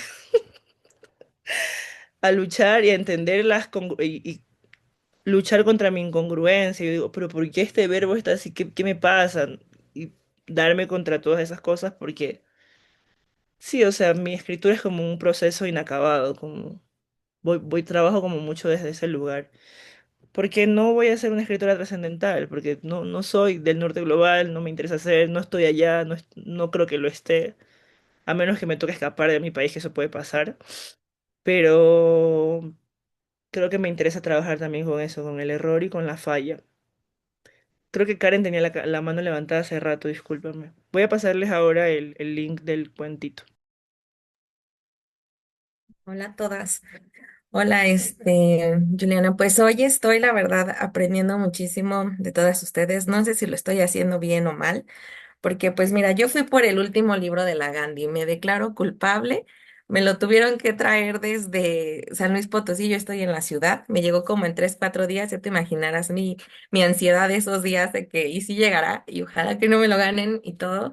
Entonces, aquí lo tengo, pero híjole, me costó mucho trabajo, la verdad. Y agradezco demasiado, demasiado este espacio porque me ha cambiado totalmente la perspectiva de lo que yo leí, de lo que fui viviendo ahorita esta conversación contigo, porque en esto no sé si lo hago bien o no, porque no me puse a buscar quién eras, ni cómo eras físicamente, ni nada, ni me puse a leer de qué se trata el libro. Dije, no, yo así me voy con todo. Entonces, disfruté muchísimo esta infancia, que hayas dado esa perspectiva, pero después, híjole, fue súper doloroso. O sea, de pronto yo le digo a mi mamá me decía, ¿y cómo va? Está perfecto, y de pronto no, todo se desmoronó. Ya valió. Y aparte, o sea, justo viví eso que dices, ¿no? Eso, ese lenguaje, esas cosas que pasan que no entiende, pero tú sí, y lo estás leyendo y quieres abrazar a esa niña y decir, ya no, por favor, ya no le hagan nada, ¿no? Por favor, o sea, quieres sacarla de este lugar.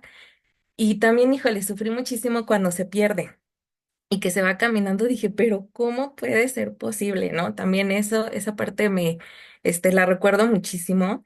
Y ahora tengo otra perspectiva y la verdad es que sobre todo me encanta este contexto que nos compartes, de dónde viene, de dónde lo creaste, o sea, yo sentí como, o sea, sabes, como ese sentimiento de no sé si me gustó o no, o qué está pasando, pero ya ahorita dije, está perfecto, necesitamos oír esas voces. O sea, yo de verdad agradezco muchísimo que nos traigas esas experiencias, que tenemos que ver qué es lo que está pasando, que hay niñas que están sufriendo esto, que están viviendo esto y todo el mundo lo tapa, lo oculta o no quieren platicarlo.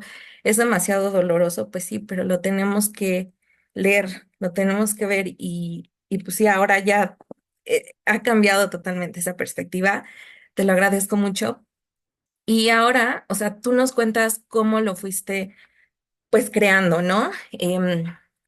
Incluso me identifico mucho con cómo tú vas generando estos textos, porque yo la clase anterior les dije, pues ya me dieron ganas de escribir, pero así como siento que igual y parecido, porque tengo unas cosas escritas en un teléfono, en otro, en mi computadora, y digo, yo ahora yo todo eso es un caos, pero digo, ay, qué bueno, entonces puede ser que lo estoy haciendo bien, ¿no? Pero ahora me quedo pensando en, ok, ya nos contaste de dónde viene esto. Ahorita que escucho todo este éxito que va teniendo tu libro, ahora tú cómo te sientes. O sea, ¿en qué te cambió ahora que tú ya lo ves materializado, que ya lo estamos leyendo, que lo estamos conversando, que ya no lo vamos a encontrar aquí en México? Pero ahora tú, ¿qué piensas? Y de estos comentarios que nosotros vamos teniendo, ¿tú crees que si es eso el objetivo o crees que hay algo más que necesitemos aterrizar del mensaje que nos querías dar o que nos quieres dar? Gracias, Karen. Voy a conectar tu pregunta con la pregunta de Ruth, que dice cuánto tiempo te llevó a escribir la novela. Yo empecé a escribir en el 2017, pero yo soy una persona que duda mucho y escribe lento y se demora y piensa mucho y da vueltas y vueltas en la misma cosa. Y estuve así esos años, luego en el 2020, como estábamos encerrados, ahí dije, bueno, ya nos vamos a morir, entonces mejor hago esto, ¿no? Ya que nos vamos a morir, mejor escribo esta vaina, ¿no? Y me siento de un centón a escribirla, ¿no?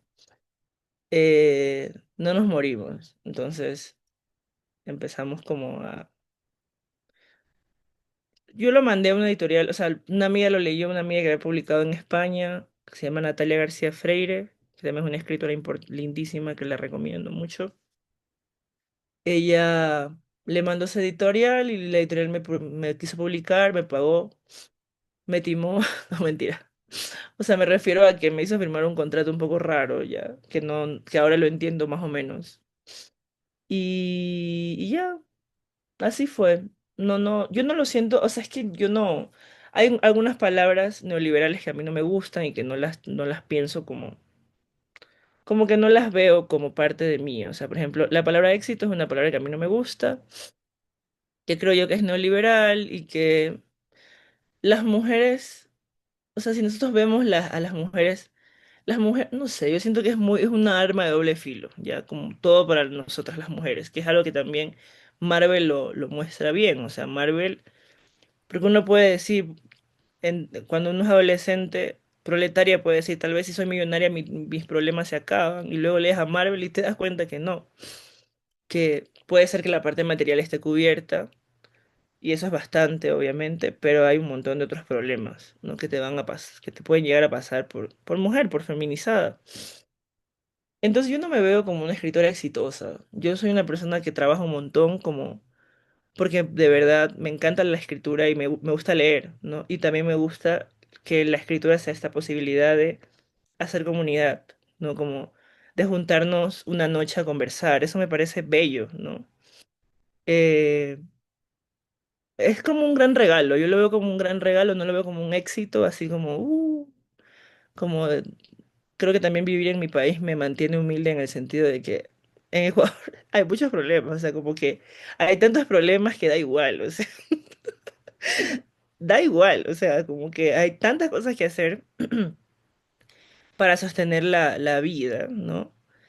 Que de verdad, sí, o sea, sí puede ser que yo viajo y me he movido mucho con el libro y estos premios me han ayudado un montón, no, estoy muy agradecida, pero sí siento que igual lo más importante es como esta posibilidad de tener una comunidad como de personas con las que podamos conversar y compartir. A mí me gusta mucho el trabajo comunitario en el sentido de la literatura como algo colectivo. Entonces, siempre estoy pensando como en eso, como en leer a otras personas, escribir para conectar con otras personas, para, para pasarla bien también. Porque de hecho, cuando yo viajo, la paso súper bien porque por suerte me publican como editoriales donde hay muchas mujeres, gente increíble, gente hermosa, como muy amorosa, muy tranquila, muy cariñosa. La misma Cristina Rivera Garza es un amor, o sea, cuando tú la encuentras a ella por ahí, ella es un amor, muy abierta, muy cariñosa, te lee, tiene tu libro en la mano, o sea, ese tipo de cosas son regalos que yo creo que no es como, yo creo que el éxito, que es como un concepto igual neoliberal, individualista, no es eso para mí. Creo que esto ya es como creación de comunidad. Yo lo veo más así. Tal vez puede ser que yo esté delirando, pero yo lo veo de esa manera. Me parece lindo para mí, como lo de la feria del libro, para mí lo más lindo fue sentarme esa noche a conversar con Alma, ¿no? Y tomarnos un vino y hablar de Marvel, así como Marvel. con desesperación y con cariño y con Sí, sí, sí, entusiasmo. mucho. Yo me acuerdo cuando tenía 20 años, ahora tengo 32, han pasado como 10 años y pico, Ujú. porque ya va a cumplir 33, la edad de Cristo. Entonces, cuando tenía 20 todavía el feminismo en Ecuador, que todavía el feminismo llegó igual como que más o menos, tampoco es que llegó tanto Ecuador, no es como México, México sí tiene como, ustedes tienen un camino andado que sigue siendo como igual un referente para nosotras, ¿no? También aquí nos siguen matando, Juliana. Pues sí. Yo sé, pero de todas formas siento que igual ustedes tienen unas luchas ganadas que nosotros todavía Sí, no. sí, sí. Por un lado, sí, sí. Entiendo. Entonces, en los 20 años habíamos compañeras feministas, pero era como todo más, daba un poco más de miedo. Luego como esto es algo que yo sitúo, es una línea de tiempo que yo hago, no es que sea la línea de tiempo, pero a los 20 y pico, 23, empezaron a volver un montón de mujeres que estaban haciendo sus doctorados fuera, mujeres muy brillantes, que empezaron a ocupar espacios como de docencia, en la academia, en centros culturales, en espacios de producción cultural. Y la cosa cambió completamente. Los carteles que invitaban, se veían más mujeres. También Mónica estaba en Madrid, le estaba yendo súper bien con su novela. Y empezaron a pasar cositas que de repente cambió todo, ¿no? Cambió todo, pero también eso hizo que existieran otras formas de violencia, como el desprestigio, ¿no? Que en Ecuador el desprestigio es básico. O sea, una escritora que es leída siempre va a ser un sinónimo de sospecha, ¿no? Como lo que le pasó a Mónica, que decían que había plagiado. Y es como, wow, de verdad. O sea, hay que ser bastante heavy como para hacer, no sé. En Ecuador pasa mucho eso, pasa mucho que se desprestigia a las mujeres en espacios de toma de decisiones y de escritura, porque Mónica es una muchacha que se fue a hacer su maestría y se quedó allá a pulso en Madrid, o sea, y vive de manera sencilla en Madrid y escribe un montón, y sí, le va bien ahora, pero de todas formas es escritora, no es que es dueña de una compañía, ¿sabes? Como no es una CEO. Entonces hay como una cosa así un poco, hay unas realidades edulcoradas en Ecuador que creo yo que cambiaron un montón gracias a las mujeres que empezaron a tener visibilidad y empezaron a hacer docencia. Yo creo que el papel de las profesoras fue crucial, ¿no? Fue crucial. Yo recuerdo, por ejemplo, cuando volvió María Auxiliadora Valladares de Pittsburgh, Alicia Ortega también, que estaba trabajando en la Andina, Cristina Burneo, que además la echaron de la Universidad Andina por feminista, ¿no? Y por defender a las estudiantes. Siendo profesora titular la echaron, ¿no? Que esto pasó este año. Y ese tipo de cosas, esas mujeres que se dejan todo por ayudar a las otras, que no pactan con el silencio a pesar de las digamos, de las consecuencias materiales, porque que te echen es una consecuencia material, ¿no? Material, intelectual, etcétera. Pero creo que va por ahí. Yo no me veo como una escritora exitosa. Yo me veo como una persona que trabaja un montón y que hace amigas, como que quiere hacer amigas y como conversar de literatura y hablar y conectar y pasarla como tener esos espacios bonitos, ¿no? Porque a veces los espacios literarios suelen ser espacios un poco despiadados, ¿no? Como, Total. y Oh, como violentos. Entonces, creo yo que el hecho de que hayan más mujeres en las ferias del libro, más mujeres en mujeres además como decía, como Cristina Rivera Garza, como María Negroni, como Mónica, oh, pero que tú te puedes acercar a ellas normal y conversar y ellas van a conversar contigo y con las chicas que llegan. Eso ha cambiado mucho, hace que sea como un espacio de acompañamiento bonito, ¿no? Que no es romantizable, o sea, no es no. como que cosas, sino que es tejer de otro modo y hacer de otro modo, es como el legado que estamos dejando también, ¿no? De ser personas como que compartimos y que a las que podemos acceder. Y yo creo que el éxito no te hace así, el éxito te hace ser una persona No. individualista. O sea, si tú piensas en el éxito, no sé, todo el mundo tiene derecho de desear lo que quiera desear. Y claro, claro, el En mi último. caso, claro, en mi caso lo que me interesa es como Ujú. eso, ¿no? Como crear mundo a través de la escritura, trabajar con lo que me molesta y me duele, ¿no? Y jugar con el lenguaje.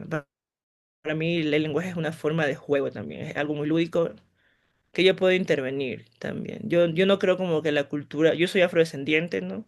Hay una cultura muy fuerte y hay unas cosas patriarcales también en mi cultura que yo voy a rechazar por completo y voy a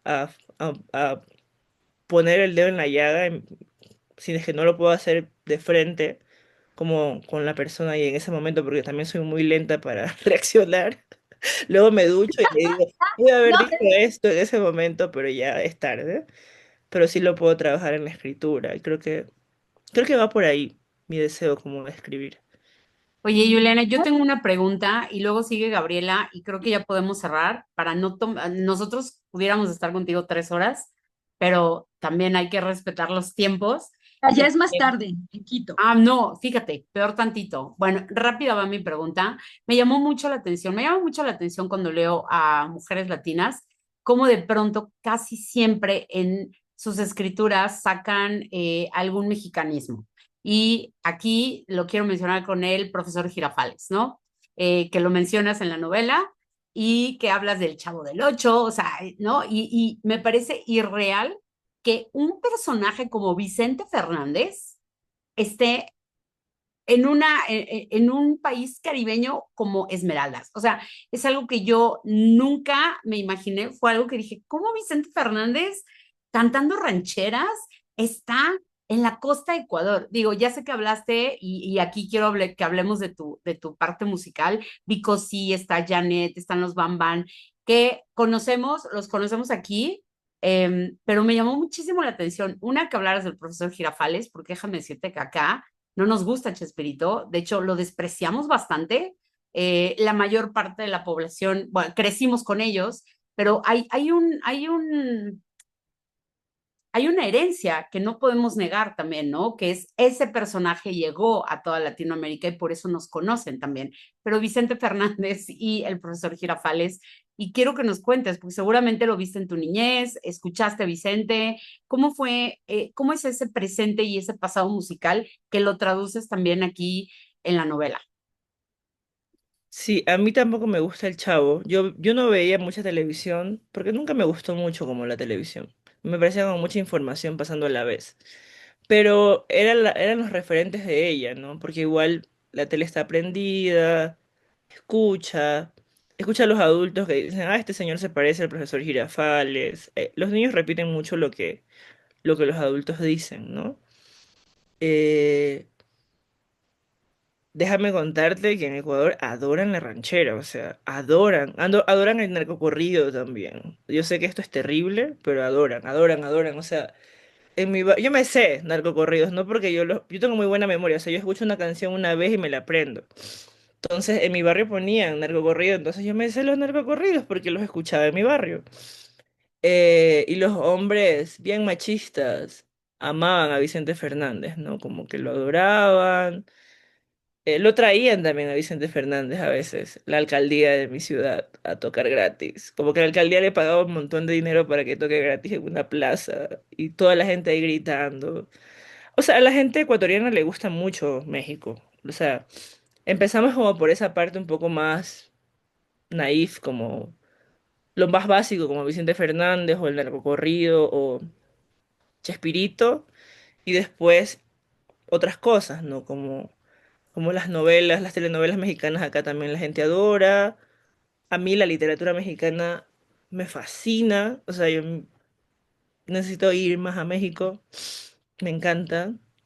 Eh, No, Novoa nació en Miami. No tengo nada más que decir, o sea, el presidente Novoa nació en Miami, ni siquiera, o sea, no le interesa lo que... No, él nació allá, él es de allá. Bueno. Y Ecuador tiene mucho de eso porque Ecuador se dolarizó. Entonces Ecuador tiene mucho de eso, mucha gente delirante, mucha gente cipaya, adoradora de Estados Unidos, ¿no? Como que así a veces, así pasa también, ¿no?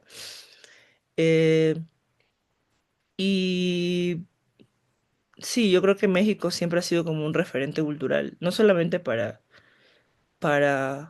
Ecuador, sino para toda Latinoamérica. Creo que toda Latinoamérica adora y fetichiza México, ¿no? Porque igual la comida mexicana, han hecho de la comida mexicana lo que han querido, ¿no? Como que acá adoramos la comida mexicana, ¿no? Como que, pero es obviamente lo que llega. Igual en Quito, en Guayaquil hay mucha gente mexicana viviendo. Yo tenía un compañero de trabajo en la universidad mexicano y había muchas comidas mexicanas como, digamos, dentro de lo posible real, no como esa cosa exotizada. Pero sí, yo creo que todos tenemos, yo no sé, yo leí muy pronto como la literatura mexicana y también a la literatura que se hacía en México, como la de Roberto Bolaño.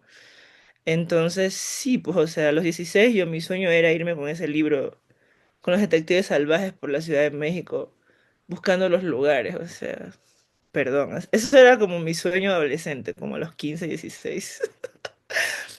Las poetas mexicanas me fascinan.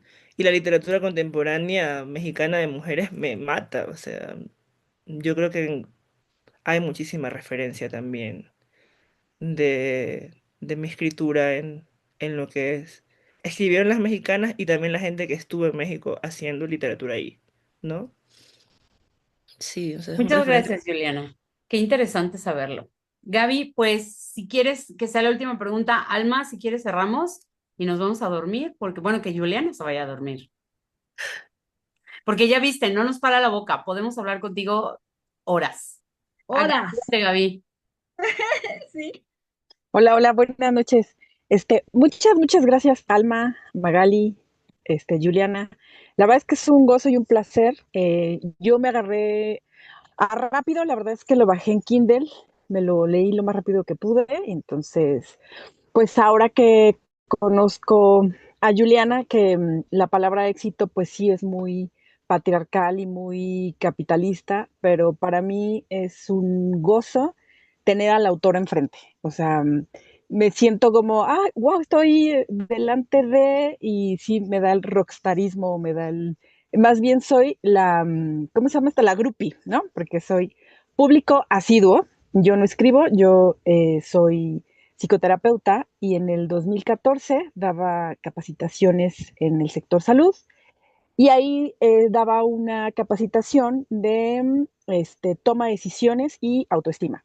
Y una chica se me acerca y me dice, oye, ¿me das todas tus meditaciones y canciones y música que ponía? Yo, claro, te lo comparto. Es que yo trabajo con jovencitas que las obligan a tener a los bebés después de ser violadas, ¿no? Porque pasan por un sistema durísimo institucional, totalitario, evidentemente patriarcal, y pues no había todavía el acceso al aborto como un derecho legal, todavía no, estaban obviamente las conversaciones, pero no estaba todavía declarado aquí en la Ciudad de México, de aquí soy, y me impactó mucho porque ella me decía, es que yo se los quiero poner porque pues ellas vienen muy violentadas y aparte tienen que sostener esta maternidad y definitivamente pues no quieren, y lo decía así, al producto, o sea, ni siquiera al bebé, sino al producto como tal.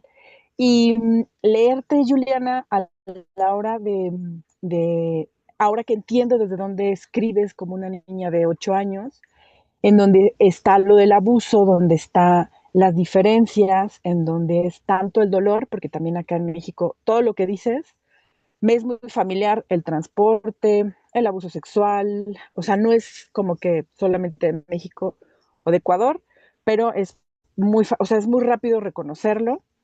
Y después de esa experiencia que me quedé con mucho dolor, y sí, le di toda la información a la chica, le di toda la música, las meditaciones, me quedé ahí, me sigo quedando mucho tiempo hasta ahora que estoy encontrando esto en el 2025, porque es mucho el dolor, o sea, no sé qué hacer con eso cuando me dicen, pues es que voy a intentar a través de una meditación que ella se reconcilie, pero aún así va a tener al bebé y lo va a dar en adopción, el Estado se va a hacer cargo, pero pues la hicieron pasar por el proceso.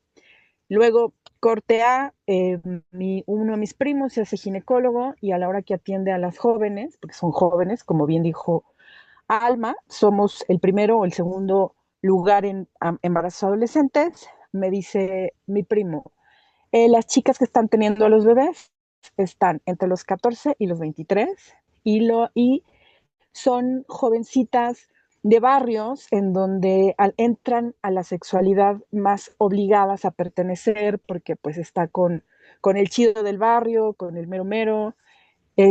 Ahora les dicen los Bryans, tienen un nombre específico para nombrar a estos jóvenes que tienen una estética urbana específica, que traen una moto, que traen un peinado, que traen cierta vestimenta, y que las jovencitas, pues en esta onda de la prueba del amor, ¿no? En esta entrega, pues se embarazan, ¿no? Y me dice, pues sí, tuve una que 18 años era su tercer hijo. Y yo, ¿cómo? Me dice, pues sí, y para mí es otro dolor porque digo, no alcanza, no alcanzamos a la prevención, a la educación, a llegar a la autoestima, a todo esto, porque pues estamos precarizadas, o son políticas públicas, o no conviene, o esta cosa que es desde la iglesia, ¿no? Que como dices, Juliana,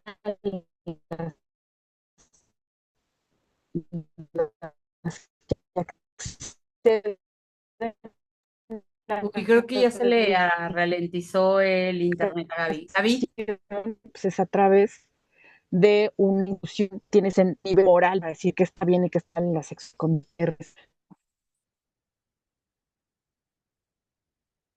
bueno, creo que se le fue el internet a Gaby, ¿verdad?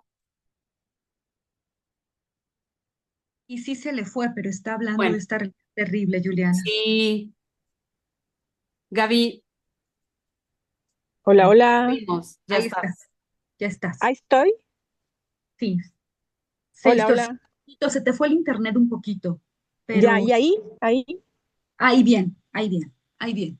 Bueno, comentaba esto de los embarazos adolescentes como que en mi siguiente hilo.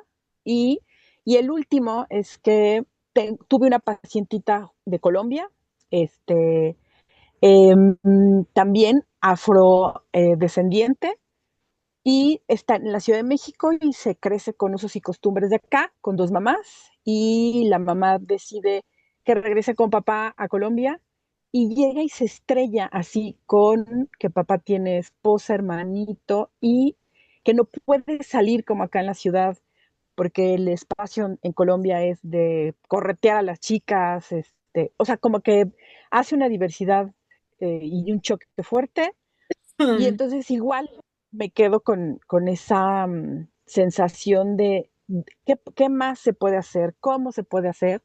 Y Juliana pues me trajo esa posibilidad. Yo no voy a escribir, por supuesto, pero puedo recomendar, puedo dar este lugar de visualizarlo, de ponerlo y discutirlo. O sea, creo que también lo que dices, Juliana, de que se converse, de generar pues sí, estos lugares y estos espacios son importantes sin ningún título queremos revolucionar o no, pero conversarlo. Entonces, pues esa era mi intervención. Agradecerles por este espacio, por la lectura y la verdad por conocerte. O sea, a lo mejor no es muy, como esta onda de lo del éxito, pero yo estoy muy emocionada. Entonces, pues muchas gracias. No, gracias a ti, Gabriela. Creo que el trabajo que hacen las terapeutas es valiosísimo. O sea, creo que, como te digo, yo jamás podría decir qué podemos hacer, porque yo soy escritora, soy profesora. Hay unos límites en mi praxis, ¿no? Que también es importante también tenerlos claros para no ayudar mal, ¿no? Porque también en el afán de ayudar podemos así generar situaciones. Creo que lo más importante son, mientras sigamos en las estructuras estatales, las políticas públicas, como yo siento que votar por... Nosotros estamos viviendo un retroceso, ya estábamos mal, pero estamos viviendo un retroceso terrible por Novoa, ¿no? Y vamos a estar peor, o sea, no podemos estar bien en un gobierno de derecha, ¿no? No, no se trata como tampoco de hacer proselitismo político, pero al menos en el Ecuador la derecha nunca ha tenido un proyecto de vida para nosotros y nosotras. Entonces, creo que toda política pública sexual pasa por ahí también, ¿no? Por quienes están a la cabeza y quienes deciden. Si deciden con la cabeza del Opus Dei, va a ser difícil que tengamos derechos. Y de ahí lo que las profes y las terapeutas podemos hacer es muy poco si no hay políticas públicas, ¿no? Acompañar, pero acompañar no siempre es la solución. Creo que sí. Creo que hay unos límites también en el trabajo de cuidado y eso está bien. Eso también es importante tenerlo claro, ¿no? Sí. Oye, Bueno, Juliana, por eso sí. pero también hay otro horizonte, Juliana, cuando se palabra. Claro, También, sí. también eso te lo tengo que decir. Sí, sí, sí, total. Muy importante hablar también como escritora, como alguien que da voz y vida a esto, en el Sí, sí. sentido de que todo devenir, acuérdate, Deleuze, Guattari, ¿no? Todo este devenir también trae la oportunidad de abrir otros horizontes. Sí, sí, Es- yo pienso total. sí, Pero también. también pienso que tiene que venir de la mano de, por ejemplo, es que yo pienso ahorita, tal vez porque estoy un poco resentida con las estructuras en Ecuador, ¿Cómo que no? la gente dice como, bueno, hablamos de Deleuze, de Guattari, de políticas públicas, de pueblos y nacionalidad, pero tratamos a la derecha que nos va a exterminar. Eso es como, siento que sí debería haber como una praxis aterrizada, o sea, que no es votar a la izquierda, no es ser, Sí, como tontos, no es que creamos que ellos van a salvar, pero al menos son personas que van a tener un poco de políticas públicas con respecto a un poco, ¿no? Como que cosas mínimas que necesitamos para poder subsistir. No sé, yo lo pienso así, porque de verdad el encarecimiento de la vida, o sea, en derechos humanos, puntualmente en Ecuador, estamos terribles y tiene que ver también con con eso que no se aterriza en la praxis también un poco, ¿no? Como, Pero escribir también es una praxis importantísima. Por ejemplo, con Fiebre de Carnaval está ahí la denuncia. Y está ahí que lo personal, irremediablemente, aunque no pase por nosotros, termina siendo político, Juliana. Y esto yo sé que no lo pierdes de vista. Sí, no podemos hacer nada a la hora de las decisiones, a la hora de los presupuestos, a la hora de la soberanía, como decía el mismo Foucault, ¿no? O sea, quién administra la muerte y quién administra la vida en esta cuestión biopolítica asquerosa, ya lo sabemos. Y sin embargo, por un momento la vida se sostiene. Y yo no sé, obviamente en la praxis la vida no se sostiene con palabras, Juliana, pero al menos por un momento el infierno es menos caliente. sí, sí, Y total. Yo pienso lo mismo, yo creo que por eso escribo y hablo eso, de estos temas y toco estos temas. Pero sí. sí, sí creo que hay que pensar también como en eso, ¿no? En estos Sí, espacios también más de políticas públicas y sí, no, acompañar claro. dentro de lo posible, como Incidir guiar, realmente como en saber los límites. México. En México, si no hubiera sido Marcela Lagarde, la que desde la tribuna del Senado exige que el feminicidio se tipificara y se nombrara, como tú lo estás diciendo, como política pública, desde el lugar que era en el estrado, en el podium, cuando sube a tribuna, no hubiera existido el feminicidio nombrado como es y tipificado. En eso tienes absolutamente toda la razón.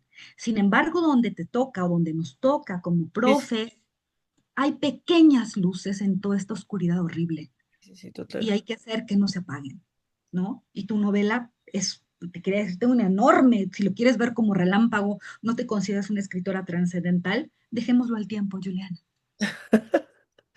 No, o Hablamos, sea, hablamos en 10 años, en 5, luego yo no lo platicamos. digo, no digo como que si fuera menos importante, ¿no? Como que yo sí entiendo que, porque también me jugué algo ahí, ¿no? Yo supe lo que me Todo. estaba jugando.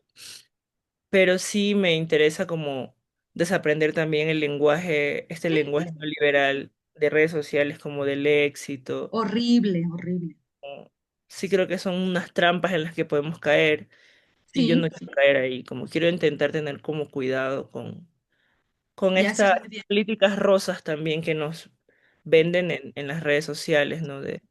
Del éxito, que está bien, o sea, todas las mujeres necesitamos subsistir y vivir y ojalá que podamos hacerlo siempre desde una praxis que nos gusta. Yo sobrevivo y vivo de la escritura, es verdad, pero sí quiero como alejarme de esas nominaciones como Sí, sí, sí. individualistas, ajá, como en ese sentido. Sí, Es un además, ejercicio también político de mi además, parte. ya no te toca a ti, le toca a tu obra. O sea, y eso ya no va a tener que ver contigo, porque la obra va. No, pues sí, Gracias, ya. Ale. Muchas Sí, sí, gracias. sí. No, sí, la obra va y eso, y qué bueno que te mantengas alejada de todo eso, por supuesto, porque no solamente es que hable bien de ti, sino de tu congruencia, y eso estorba para escribir. Olga Torcachu decía que ya después del Nobel entró en una catástrofe vital, porque para escribir, decías tú, se necesita un océano de tiempo. O las famosas manos blancas, que eso no me gusta, manos blancas, pero bueno, finalmente de Flaubert para escribir una novela.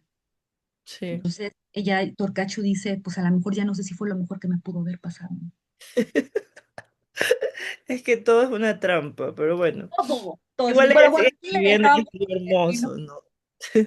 Vente a México, nos volvemos a tomar otras botellas de vino, cuando tú Sí, digas. tenemos que Te ir. Yo vienes tengo acá con que... nosotros y hacemos aquelarres brujeriles. Sí, me Todo. encantaría, me encantaría. Sí, sí, Juliana, porque somos primas. Yo soy Solís Ortiz, así que Ah, bienvenida acá a la Ciudad de México. qué lindo, me encantaría ir. Yo tengo grandes amigas también allá viviendo y porque México ha sido un país muy generoso, o sea, es que es terrible lo que pasó con Novoa porque en México hay un montón de ecuatorianos exiliados en México y un montón de gente que está becada por el gobierno de México estudiando allá y todos así como avergonzados en plan, qué vergüenza, disculpen, porque el gobierno, o sea, el Estado de México ha sido muy, muy generoso con la gente ecuatoriana. Muchísimos ecuatorianos han estudiado allá, pero muchísimos. Y es una cosa ridícula que nos va a jugar en contra, porque finalmente México nos ha dado mucho. O sea, yo estoy muy agradecida con México, con la literatura mexicana, la cultura mexicana, con la lucha mexicana, los discursos mexicanos y también los discursos chicanos, que vienen también de México y que resistieron allá en la frontera estadounidense, que me encantan. Entonces va por ahí. O sea, yo les agradezco mucho y Novoa no nos representa. No, yo lo sé, lo que decíamos, nada que ver. Además, como buena esmeraldeña, Juliana me habló a mí y nos habló a todos y va y busca y habla y todo ahí donde estábamos, ahí llegamos ahí solas a la feria y de repente nos pudimos entender. Y vamos a seguir entendiendo, Juliana. Vas a ver cómo tiene que llegar esa fiebre carnaval acá. Muchas Pronto. gracias, muy lindas. Ha sido una noche preciosa. Voy a dormir así, contenta. Bien Bueno, arropadita. todos los mensajes de agradecimiento que te están dando y la verdad es que qué honor, qué placer y qué gusto, ya lo sabes, somos tus fans, aquí te esperamos. Tu libro es una cosa maravillosa, es un perro librazo, tiene 10 estrellas y necesitamos que se haga, necesitamos que todo el mundo lo lea y que vengas y que lo presentes y estés acá. Así es que de verdad te agradecemos mucho tu tiempo, ya te dejamos ir a dormir. Querida Alma, como siempre, muchas gracias a todas Muchas las que estuvieron gracias. aquí. Gracias a ustedes. Gracias por sus Alma, preguntas. de verdad, muchas gracias. Te queremos un montón, Juliana, y te queremos Te ver en vivo. queremos, te queremos ver aquí, seguimos en contacto. Besos, chicas. En contacto. Chao, Adiós, gracias. gracias. Chao.